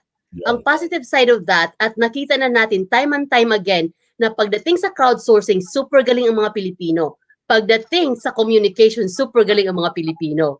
Mm-hmm. Number 1 nga daw tayo sa positive side of it. Yeah, number 1 texter nga daw ang Pilipino, and number 1 tayo sa number of hours logged sa social media. Wow! Yay! Yeah. So isang punto ito na huwag naman po natin sanang abusuhin yung mga bagay-bagay na gusto nating mamonopolize. Hindi po tama na mamonopolize natin yung pagkuha ng mga ayuda. Hindi po tama yan. Hayaan po natin makinabang mas marami. Thank you. Dina, you were saying something kanina, na-interrupt kita. No, I was saying na tawag nito, yung walang nagsasabi na hindi maganda, riba, ang tumulong. Pero yun na nga, meron tayong dapat mga palituntunin na sinusunod para hindi maiwasan yung mga pangyayari na hindi natin inaasahan. That's, at the same time, protektahan rin natin yung community natin, nagugutom na nga, tapos when they go there, tapos magkakasakit rin sila dahil hindi sila sumunod sa health protocol, hindi nag-social distancing, hindi, so maraming factors yan para, maituwid natin ng maganda, para win-win tayo lahat. Yung nagbibigay at saka yung tumatanggap. At the same time, hindi tayo nagbe-break ng laws. Tandaan po natin, ngayon pong panahon na ito ay iba, hindi po normal ang times ngayon. So lagi po nating isipin na merong potential ng problema na magdudulot ng kapahamakan sa mas nakararaming tao. This event could prove like super spreader. Kasi kung hindi mo na control yan, yung pong pagkalat ng virus, you can imagine, hirap na nga ang bansa, dadagdagan mo pa ng pahirap dahil nag-hold ka ng event, hindi mo naisip na posibleng mag-cause yan ng dagdag na problema sa health ng mga tao. So lagi pong ganon. Meron tayong action, meron din pong reaction dyan. So, Ang sabi po ni Tita Lo, nako, delikado yan, pinalam niyo sa mga community right, nabasa ko na yan. Sabi ni Monica, hello from Hong Kong. And ayan po, hello kay Tita Vance. At Lalab says, tama ka dyan, Ma'am Dina. Yeah. I don't know what's happening, pero Facebook keeps on kicking me out. Uy, Kuya Dan, dahil nagpatugtog ka kanina. Hindi yun. Am I saying something na hindi accepted ng Facebook standards? Hindi ka nila naintindihan. Tagalog ka, Kuya Dan, just joking. Habang tinitingnan mo yun, Kuya Dan. Oo. Tinitingnan ni Kuya Dan kung bakit siya nakita ni Facebook. Ang sabi ni Charme, if my community pantry ako, better na ipack na para parehong laman para maiwasan ang paghawak ng mga kumukuha para sa safety na din at least may kukuha isang hawak walang pili-pili. And sabi ni Lala, true po Kuya Dan, dobling ingat. So sa ngayon po masasabi na natin yan because may nakita na tayo ng mga nangyari. Pero alam po natin na nung umpisahan yon ni Miss nung unang taong nag-umpisa nun, ang idea is just to put something she has extra on the side. Parang may nag-i-echo Kuya Dan. So, pero ngayon po na alam na natin ang nangyari at alam natin na maraming interesado, agree po ako kay Charmaine na ipack mo na. So, kung sino man ang kukuha nun, hindi mo alam kung anong makukuha mo. Kasi the idea sa una is that kukuha ka ng hindi mo kailangan. Right. Mag-iwan ka rin ng nais mong ibigay. So, okay. Good.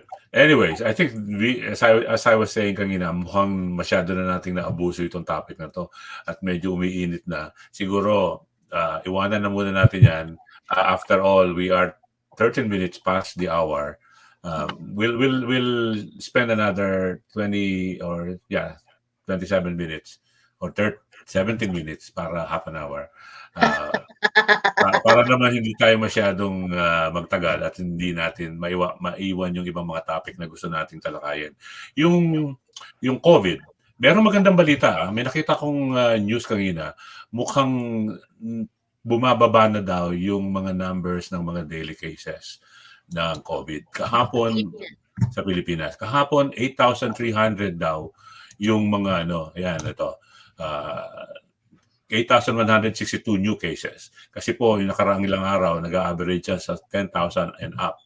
So, pero papalapit na po sa 1,000,000 ang bilang ng mga naapektuhan ng COVID sa Pilipinas. At yung pong mga number ng namatay ay umabot na rin po sa 16,783. Medyo malaki-laki po yan. I keep on saying, one life lost is one life lost. Mahalaga po bawat buhay. Pero hindi natin maiwasan dahil nangyayari nga na hindi natin nakikita yung kalaban. The more, babalik na naman tayo sa community pantry ito, the more na dapat iwasan natin ang mag-cause ng mga problemang dagdag sa kasalukuyan ay naka-apekto na sa ating bansa. Okay, so yung pong rollout ng COVID vaccine sa buong mundo ay nagsimula na. There are countries that are far ahead of others, particularly the countries that are richer.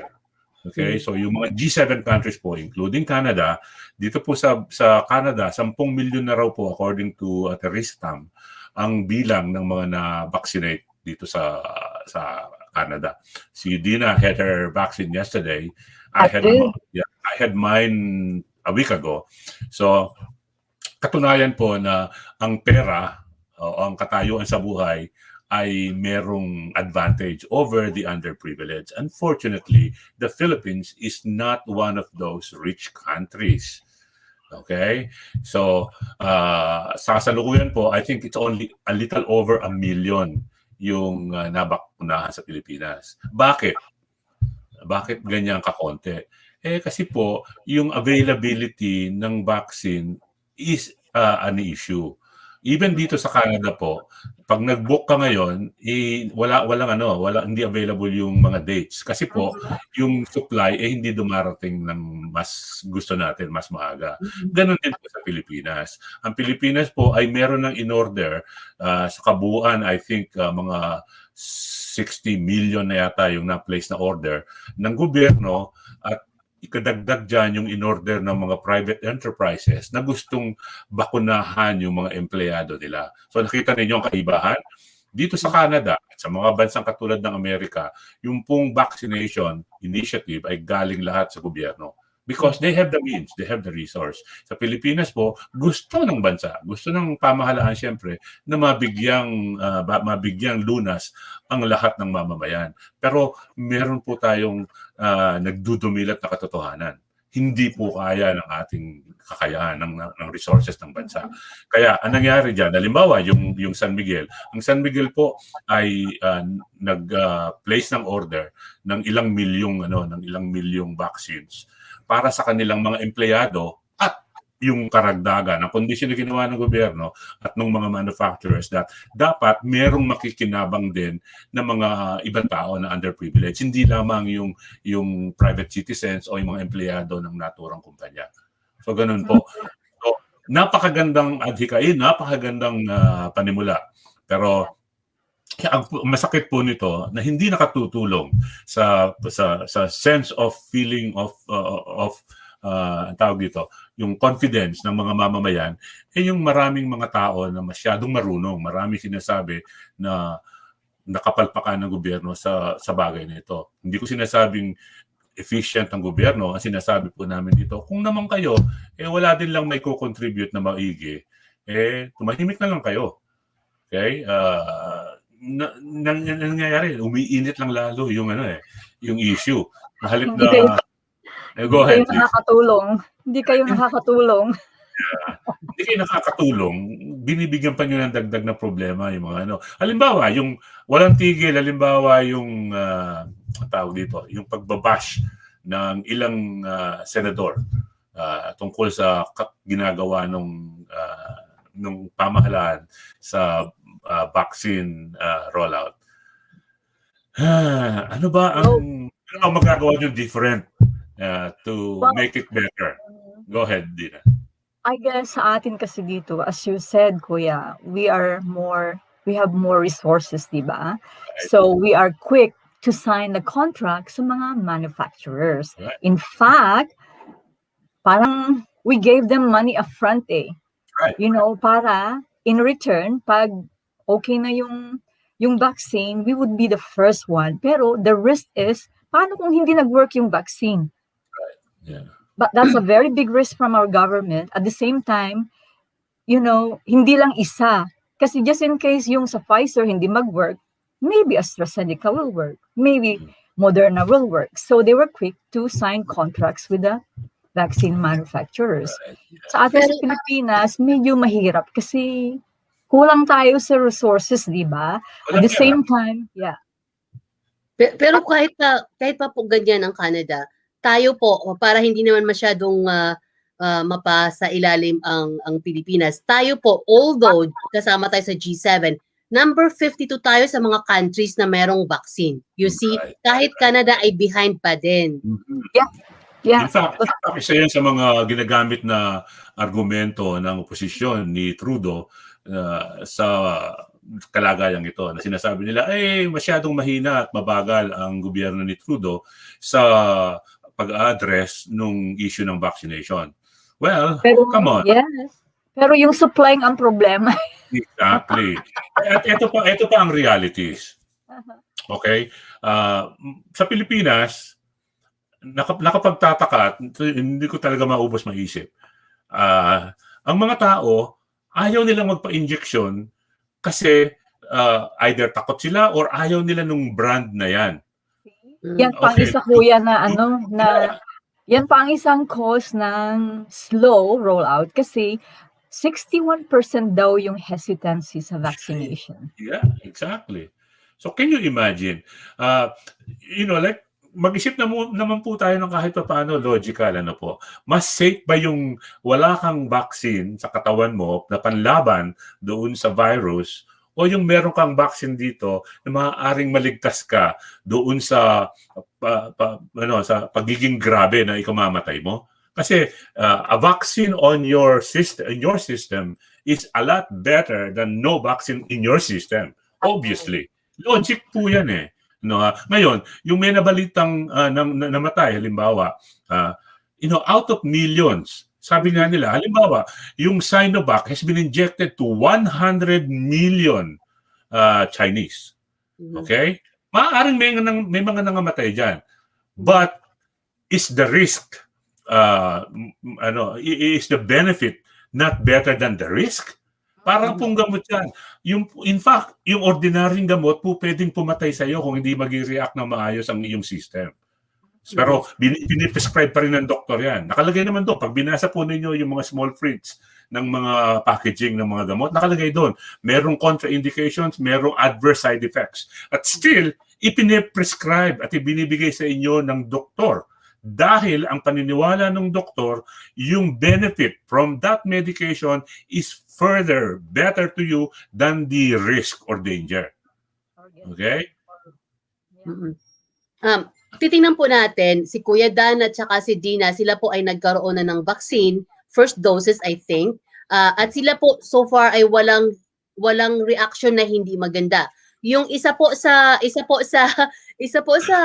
radio host dito Kuya Dan sa Ottawa, Canada, ay napakasama ng kanyang reaction to the immunization, but it is as she say, yan po ay kasi ang katawan natin respond differently sa mga vaccine. So yun po yun.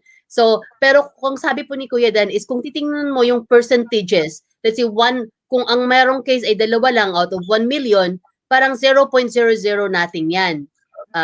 Yun po. Ang sabi naman po kung mababasa ko lang po muna dito, sabi ni Lala Kozina, sabi niya, yes, sabi nga nila kung wala kang magandang sasabihin, quiet ka na lang, manood ka na lang, or may makinig ka na lamang.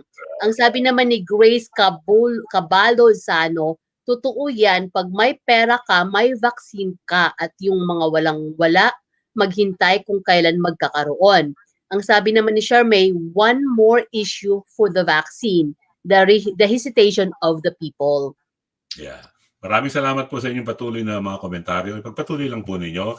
And as I was saying earlier and requesting, please like and share this particular program. And if you miss it, visit our YouTube channel, TalakBayan. Okay. Ngayon, yung bilang ng mga nangamatay sa Pilipinas, tumaas ng konti. Kasi nadagdagan ng 100 at siyam yung mga pumanaw kahapon dahil sa COVID or COVID-related ailments.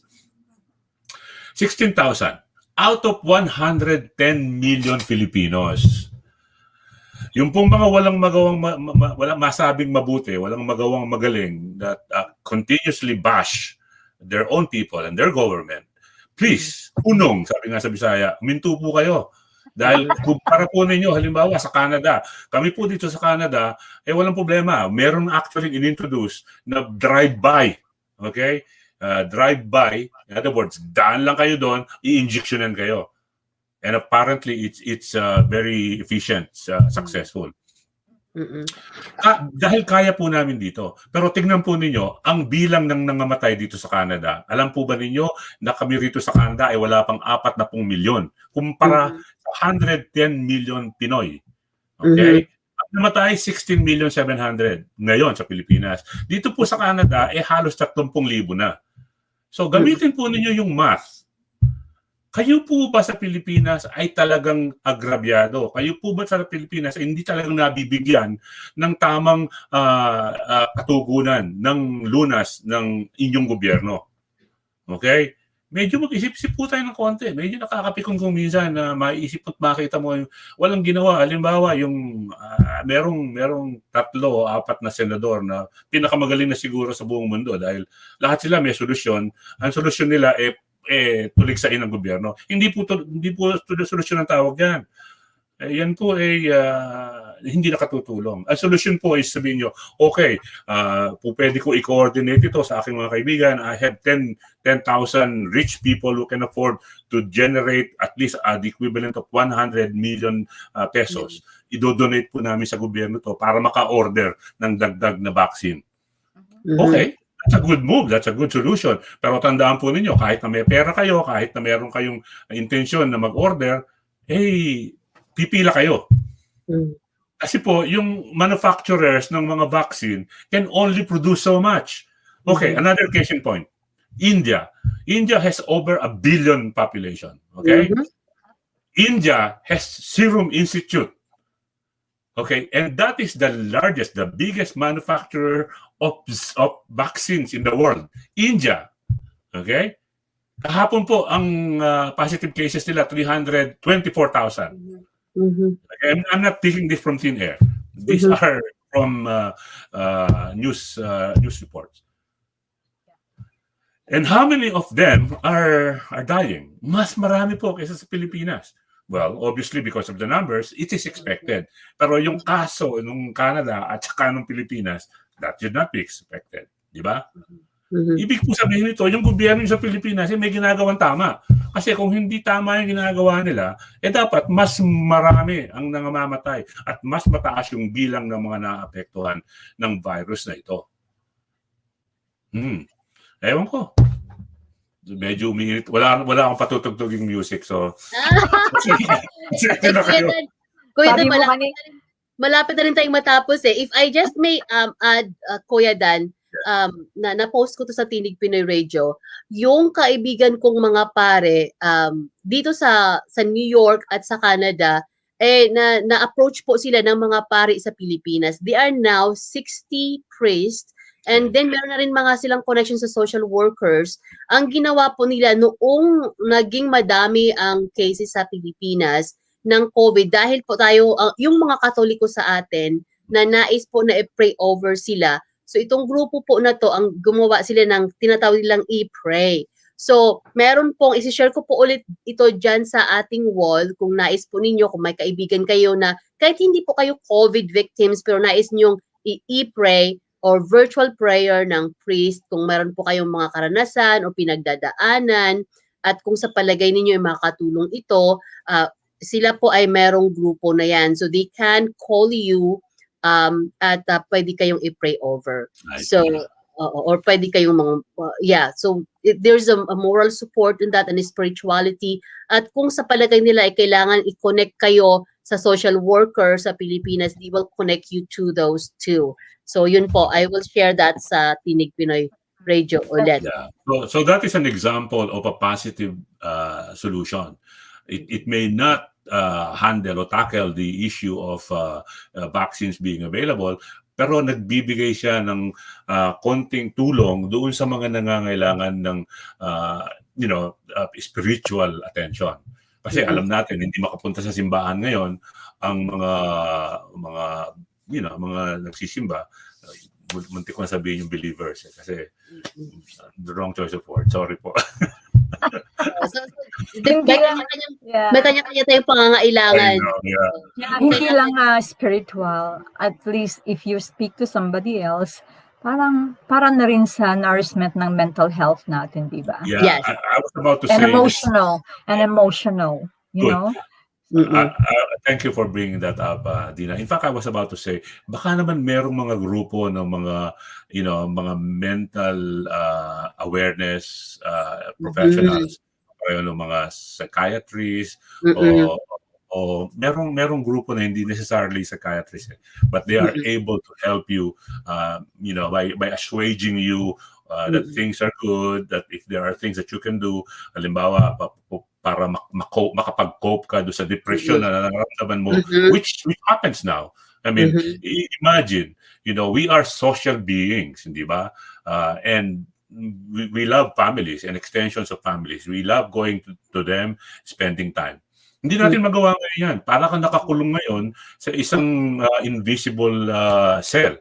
You keep to yourself. Meanwhile, yung mental state natin, kung minsan para ako nadidepress, nai-stress ako. Kahit po mga pogi, inaabot din ng depression kung minsan. Ang tawag po dyan is pogi depression. Pogi depression. Yeah. So, di ba? Kung merong ganong tulong, kapareho ng spiritual health, kapareho ng mental health. Or emotional. Yes. Sinipa na naman ako ng Facebook. Mental health, mental wellness. Yeah, mental wellness. Sorry po. Na may mental case ulit ako dito eh. Kiniklik out ako ng Facebook eh. Ilang beses ko na nakikita to.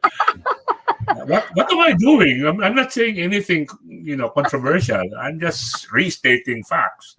Come on. O siguro yung pagsasabi ko ng pogi. Correct. Fake news. Fake news. May question sila doon? Ganun ba yun? I think Kuya Dan, when we play the OPM song. Okay, well, no, but that song is not a copyrighted song yet. So, hindi yun. Anyways, ang daming comments, Kuya Dan, babasahin natin 131 na. Yeah, bago tayo magpaalam, please, Regina. Oh, sure. Hindi, Kuya, tapusin niyo muna ang puntos niyo. Napogi kayo at minsan kahit pogi nakakaranas ng pagdaramdam. Yeah, Facebook, stop rejecting my comments, okay? So, kailangan ng validation ba? Kung ang pogi daw ay nakakaranas din minsan ng pagdaramdam, ang tawag dyan, Tina? Oo. Depression, masyadong malalim yan, Kuya. Okay. Ang mga magaganda din daw dyan, react kayo kung maganda kayo, ay posibleng makaranas din kayo ng pag-aagam-agam ng mga taong sanay mahalin kayo.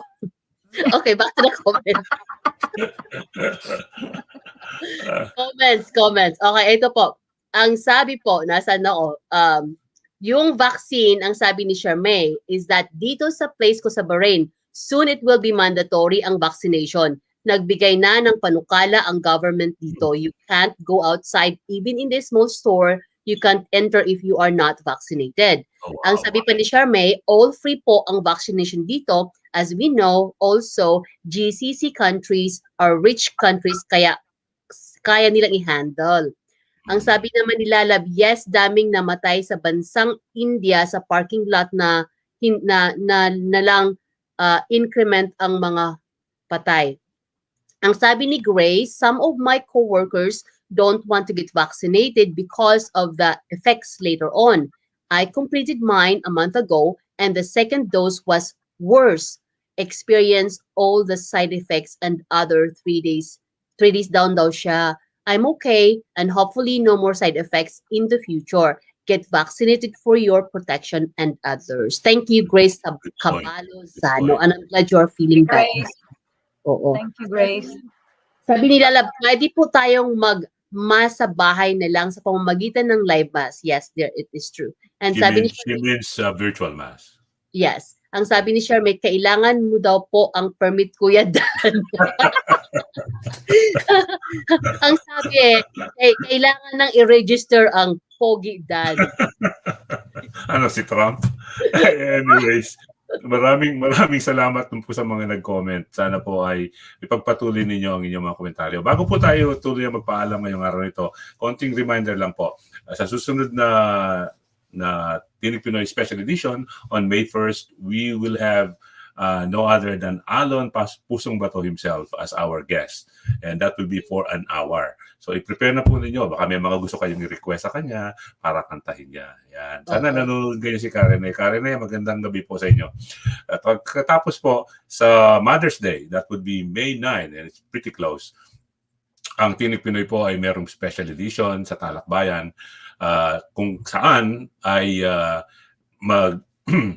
special guest po natin ng hymn singers. They will be providing us beautiful songs, and they will also have a program to help address the issue of very expensive pork or meat products in the Philippines. Apparently, ang 1 kilo ngayon sa Pilipinas, Dina and Regina, ng baboy, karning baboy, 470 pesos.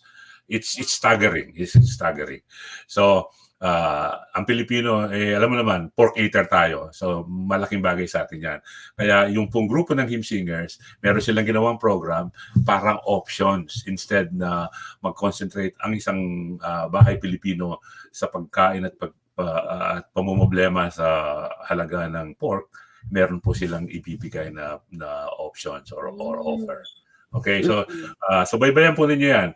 And also, paalala po, yung pong ikakasal ka na pala singing contest, kung saan ang premyo ay umaabot sa 26,000 pesos, patuloy po ang Tinig Pinoy sa pag-o-offer ng mga ganitong contest para sa ikasasaya ng ating mga katinig, and especially this time para sa ating mga admin. Oy, mga admin, submit na ninyo yung inyong mga entries. The song, Ikakasal Ka Na Pala, is an original composition of a friend. Okay? Ang magiging mode of presentation, kakantahin yung song in the manner they want to sing it. Okay?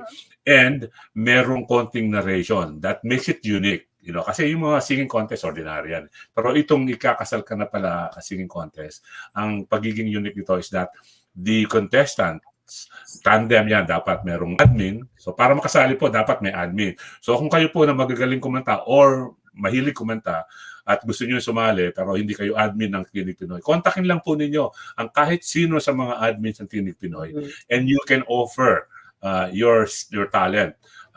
Kayo kakanta, sila yung magna-narrate. Yung pong narration will embody the experience of an individual, especially yung mga participants, of having been heartbroken. Yeah. Okay? So kung kayo po ay sawi, kung kayo po ay nasawi, kasi yung Ikakasal Ka Na Pa is a true experience, Dina. Okay? The story evolves around a gentleman who loved and had a relationship with a woman who unfortunately, because he joined the military service, so was away. And then before you knew it, his friend tells him, "Oh, your girlfriend is getting married. Are you attending?" And my friend who composed the song, summoned enough courage and attended the wedding. What? Yes. Tapos po? Tapos tinanong ko siya sa kanya, did you stay until the last minute and then wish them the best? Sabi niya, no. Sabi niya, I started tearing. Sabi niya, at the end of the ceremony, and left. Sabi niya, masakit talaga sa dibdib. So umuwi ako ng bahay and then I created the song. So that song was made and composed in 1976. Okay? And it now came out. Okay? Ang isa pang may karanasan na ganyan na post siya sa military, tapos pag uwi niya, ikinasal niya si Prince Charles. Pagbalik niya, ikinasal na si Princess si Camilla. Di ba? So and this one is Kuya Adi Bantog. Sino pa kaya ang may karanasan dyan? I didn't say the name. I'm sorry. No, hindi yun. Prince Charles po, sinabi ko si Prince Charles. Too late now. Okay. Did you give it away? That is out of the bag. Si Prince Charles ay napunta po sa military posting niya, nag-training siya. Pagbalik Australia, I think. Camilla. Naku, ang iyak ni Prince Charles. Kuya Dan, Yeah. lusot na ba? I know. Yeah, well, Kalimutan that indeed is a story to tell. Okay, and this story is repeated many times over. I mean, even myself, I got heartbroken at least twice. So You, Ah, Kuya Dan, kahit speaking pogi from kayo, heartbroken kayo. yeah, so from so experience. despite pagiging pogi na heartbroken pa rin, di ba? So can you imagine? No Uh, guarantee. Hindi guarantee yun. Again, fake news yan. I-reject. Kick out na naman ako ni Mang Facebook nito. Anyways, so paalala po ito. Again, if you are out there and you would like to join the contest, all you need to do is to coordinate with any of our admins. So far, I have received one entry and there are already 3 of them who confirmed they are already in the process of production. And the one submitted to me, I'll share it to you, Regina, para makita mo. I cannot share it to the public, of course. Ang galing. Ang galing. Oh, have I shared it with you? Yes, I did. Yeah, ang galing. Well, Ang galing. si Lalab po ay naisumali. So, meron na pong, meron na tayong 4 na admin, Kuya Dan, na Right. meron na sila. So, meron pa kaming 4 Apat. pang natitira na admin. So, kung kayo po ay nakikinig dyan, may 4 pang admin na sa palagay namin ngayon ay hindi pa confirmed na meron silang kakatim. Uh-huh. So, So somebody from UAE is watching. Si Myra Disuasido Ruado. I know her. She's one of the hymn singers. Sasali din daw ba siya? Well, I don't think you can join because merong lalabas na na impartiality kasi hymn singer ka. Conflict of interest. Ay sayang, Myra. Okay, Yeah. hanap tayo ng iba. So we have Lalab, isa. So 3 pa, kailangan pa namin ng 3 nakakanta na ipapartner natin sa ating admins. Alam mo, sa dami nung mga, okay, at least itong kwentuhan natin na to, hindi na mabigat sa dibdib. Sa dami ng mga pa-contest ng Tinig Pinoy Radio, kung saan tayo ay namigay ng libo-libong pera bilang premyo, marami po mga nagsisali na I think should take advantage at approach one of our admins. Sumali po kayo. Katuwaan lang po ito, pero ito po ay bilang pagpupugay din sa isang kabanata ng buhay ng isang kaibigan na natutong tanggapin yung katotohanan pero isinulat niya ang kanyang nararamdaman sa pamamagitan ng isang awit. That's a very nice story, isn't it? So let us take part in this journey of love and heartache and then coming back and becoming a great individual. Okay.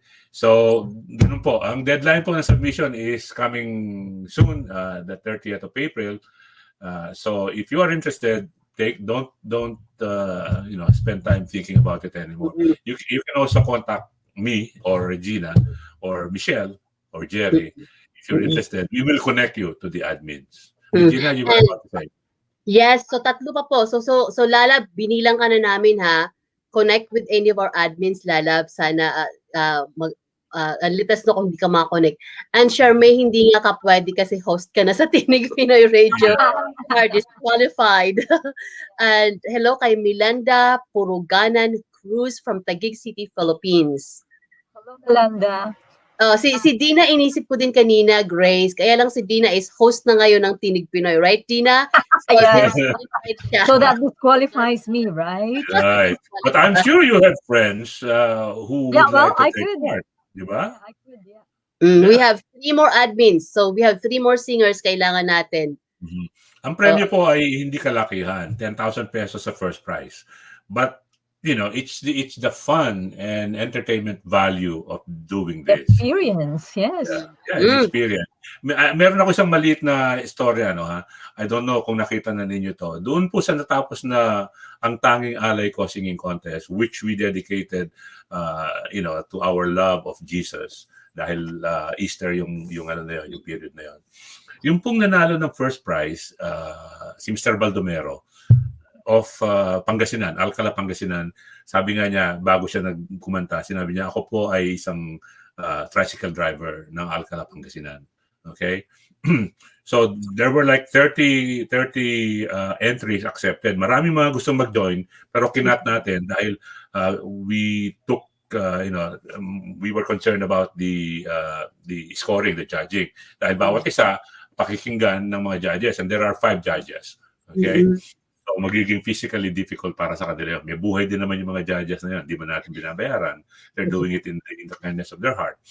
So, 30 yung tinanggap natin. Yung pong nanalo ng first prize, si Noel Baldomero. Yung pong pagkanta niya ay umani ng papuri, hindi lang ng mga judges, kundi ng maraming netizens. In fact, nag-viral ng konti sa YouTube yung video na kinuha ng anak niya. Yung anak niya, tinape yung yung show, yung kung kailan in-announce natin kung sino ang nanalo. Yun ang nakita ko doon. Medyo nagtira pa ako doon sa panonood.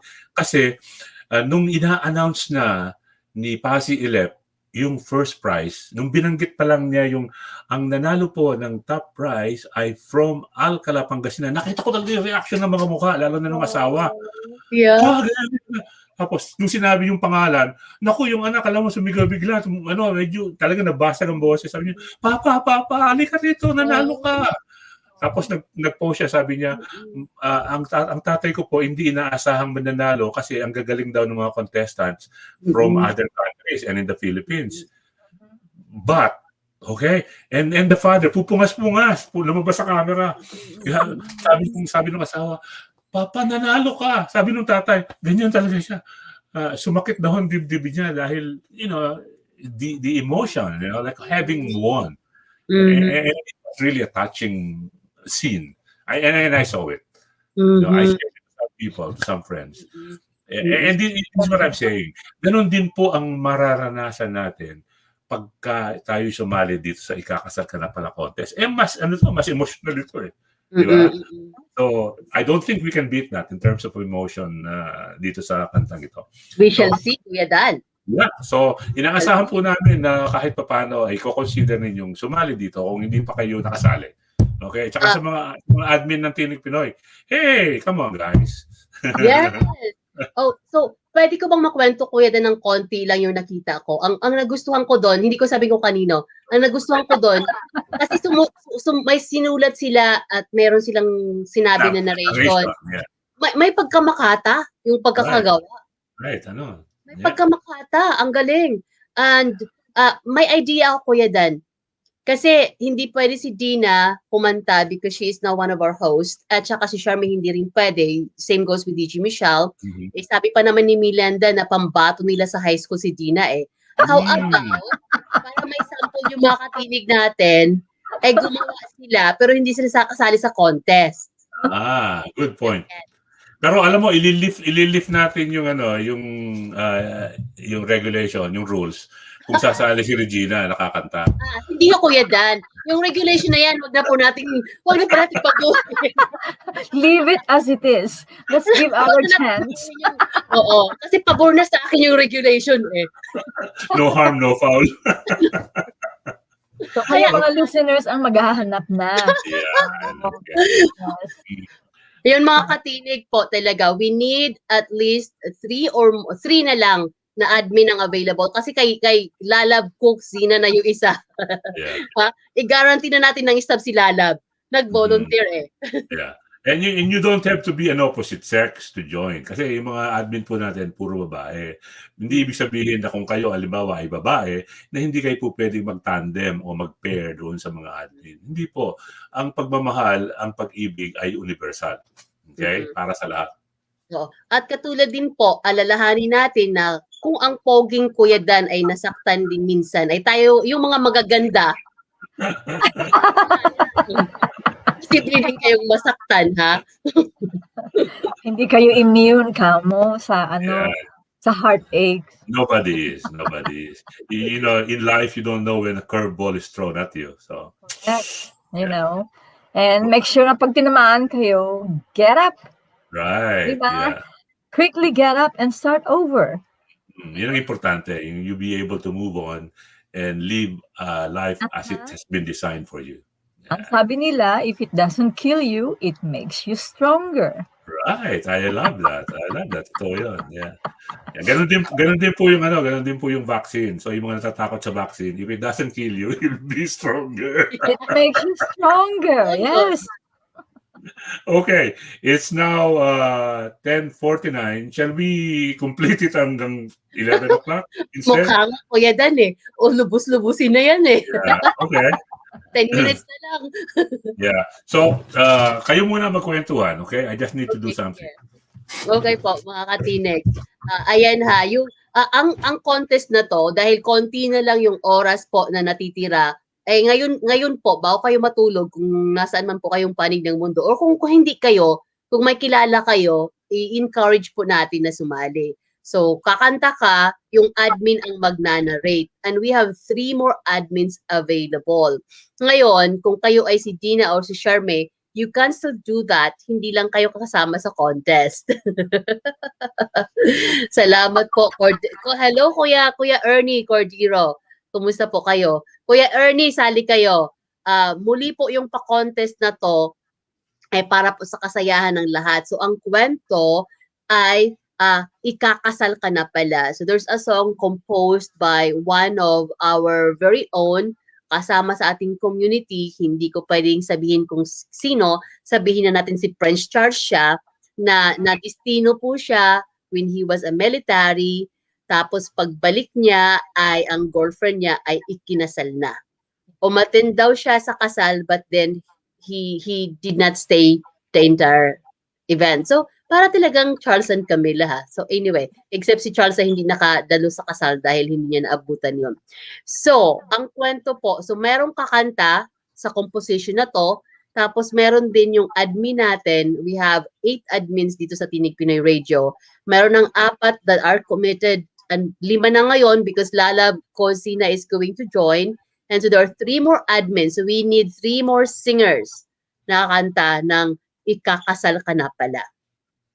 Yon. And you don't have to you are free to have your own interpretation sa awitin na to. Anong say mo, Dina? Yung mga June bride diyan, yung mga yung mga June bride, balak na mag June bride pero medyo hindi pa sigurado,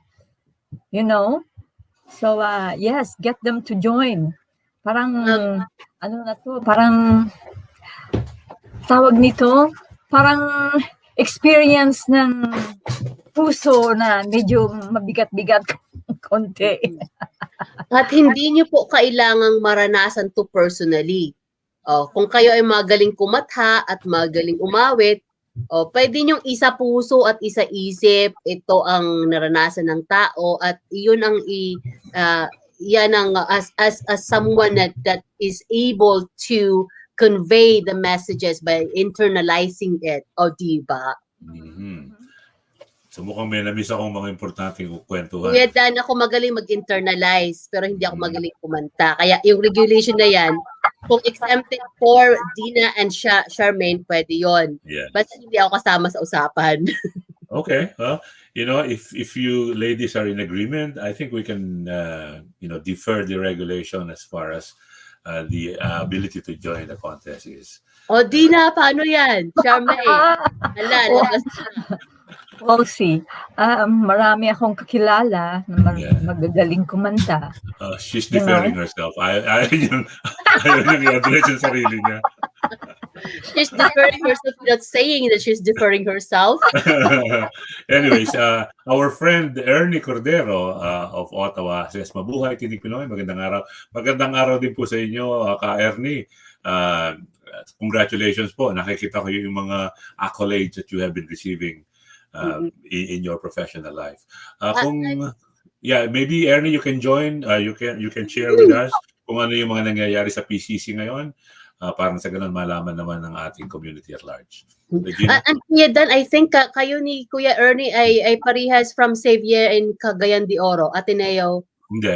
Ako, Ateneo, Ateneo de Zamboanga. De Davao ako. Okay. Ateneo de Davao ako. Yeah. Really? Oh, okay. Wait, I think Ateneo di Davao din si Ernie, isn't he? Oh, I think so. I think we're both. Yeah. Okay, my cousins, 3 of them went to Ateneo de Davao. Oh. Yeah. One is mechanical engineer. One is what is that? Accountancy. Oh. And the other one is Civil engineering. Bakit sa akin postgrad? Hindi ako nag... It's a good school though. That's Postgrad very ako, good yeah. school. Yeah. Yeah, they have very good programs.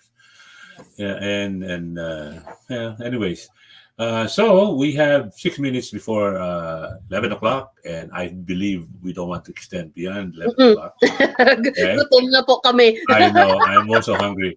And also our listeners, especially in Asia, Matutulog already Oh, midnight na. Oo. midnight na halos. Yeah. Sleeping So, na sila. Niisip din po namin kayo. Si Myra Disuasido Ruado ay nag-post ng emojis. Thanks, Myra. Hopefully sa May 9, Mother's Day, ay makasama ka namin at maging maganda ang signal from, I think, nasa UAE siya or Bahrain. Kuya Dan, I would encourage po si Mira, kung nais niya, kahit hindi po siya kasama sa contest because she would be one of the judges, pwede silang gumawa, di po ba? And then sort of a special guest at sample. Mhm. Yeah. Gusto ko nga i-request si Regina na sana gumawa kahit pa Kuya paano Dan, lang. ako po masaya na sa aking kinalalagayan. I agree with you. At least yung program natin ngayon ay naging light instead of being heavy. Earlier kanina, medyo heavy yung usapan. Ha? Although we missed tackling at least 2 of the items that we have listed as part of the topics for today. But there would be another day. Hopefully by then we'll be able to discuss more and be productive in the process. And we're hoping that Regina and Dina will again find the time to share their time and ability to communicate. Of course. Anytime. Mukhang tumahimik si Regina. Ay, okay. Hinihintay ko ang comment ni Gina kasi he had been speaking a lot. Hindi, nag-comment si Dina pero kapraso lang at saka mahinang boses. Fine. Gina, ulitin mo please. It was fun. It's really fun. I've learned a lot too. So that's, as I said, I just wanted to, to learn more outside my, comfort zone. There you go. Yeah. Well, like spending time with our kababayans on the air is something that Regina and I both love doing. Kahit na meron kaming mga, personal commitments. The feeling of being able to share love and information by way of going through Tinig Pinoy is something that we have the luxury of doing. Regina, wala ka pa rin sinasabi. Okay. Hinihintay ko lang po kayo matapos, Kuya Dan, kasi kanina pa ako daldal eh. Pero correct po si Kuya Dan, kahit ako nga po medyo, ang tagal ko na pong nawala sa Tinig Pinoy dahil ako po yung nag-aral. At pag ang radyo kasi, the more you do it, mas nahahasa ka. Right. Kaya ako minsan I find na yung aking isip ay hindi kasing bilis ni Kuya Dan. Kami po ay katulad, correct si Kuya Dan yung sinabi niya na isa sa aming kasayahan is makasamang makatinig natin at makapagbigay ng impormasyon na kailangan nila, and also makita din yung mga feedback nila. Kung sinasabi ko po lagi na sanctuary ko po ang Tinig Pinoy. Kung tayo po ay may sinasabing mental wellness, for me Tinig Pinoy is a mental wellness. Dahil sa nakapagpabigay na kami ng impormasyon sa inyo, nakatanggap din kami ng impormasyon sa inyo, ibig sabihin lumalawak lalo po yung pangunawa namin. So maraming salamat po sa lahat ng mga nag-comment, sa lahat ng mga nag-share. At Kuya Dan and Dina, ako po'y tuwang-tuwa at karangalan ko pong makasama namin kayo ngayon. Makasama ko kayong dalawa ngayon at makatinig namin. Salamat. Regina. And, lalong-lalo naman ako, nabaguhan, never tried this before, and it's a great experience and exposure for me to be able to contribute sa mga issues na kinakaharap natin hindi lang dito, kundi sa Pilipinas na rin. Okay. Maraming salamat, Dina O'Brien. Maraming salamat, Regina Sosing. At sa inyo po lahat na nagtaguyod sa nakaraang halos 2 oras dito sa TalakBayan sa Tinig Pinoy Radio. Ang aming taos-pusong pasasalamat. Nag-flash na naman sa screen ko. sabi niya, click here to reconnect your destination. It keeps on kicking me out. Anyways, we're about to say our goodbyes. So again, patuloy ko po yung pasasalamat. Merong last comment si Lalab Sena. Hindi ko na masyadong mabasa, Lalab, dahil di malabo mata ko. But I think what you're saying is that you're thanking us all for spending time with you and to the rest of the world in our small capacity in Tinig Pinoy Radio. Sa inyo pong lahat, magandang araw, magandang gabi. Hanggang sa muli. Bye-bye. At po, stay safe everybody.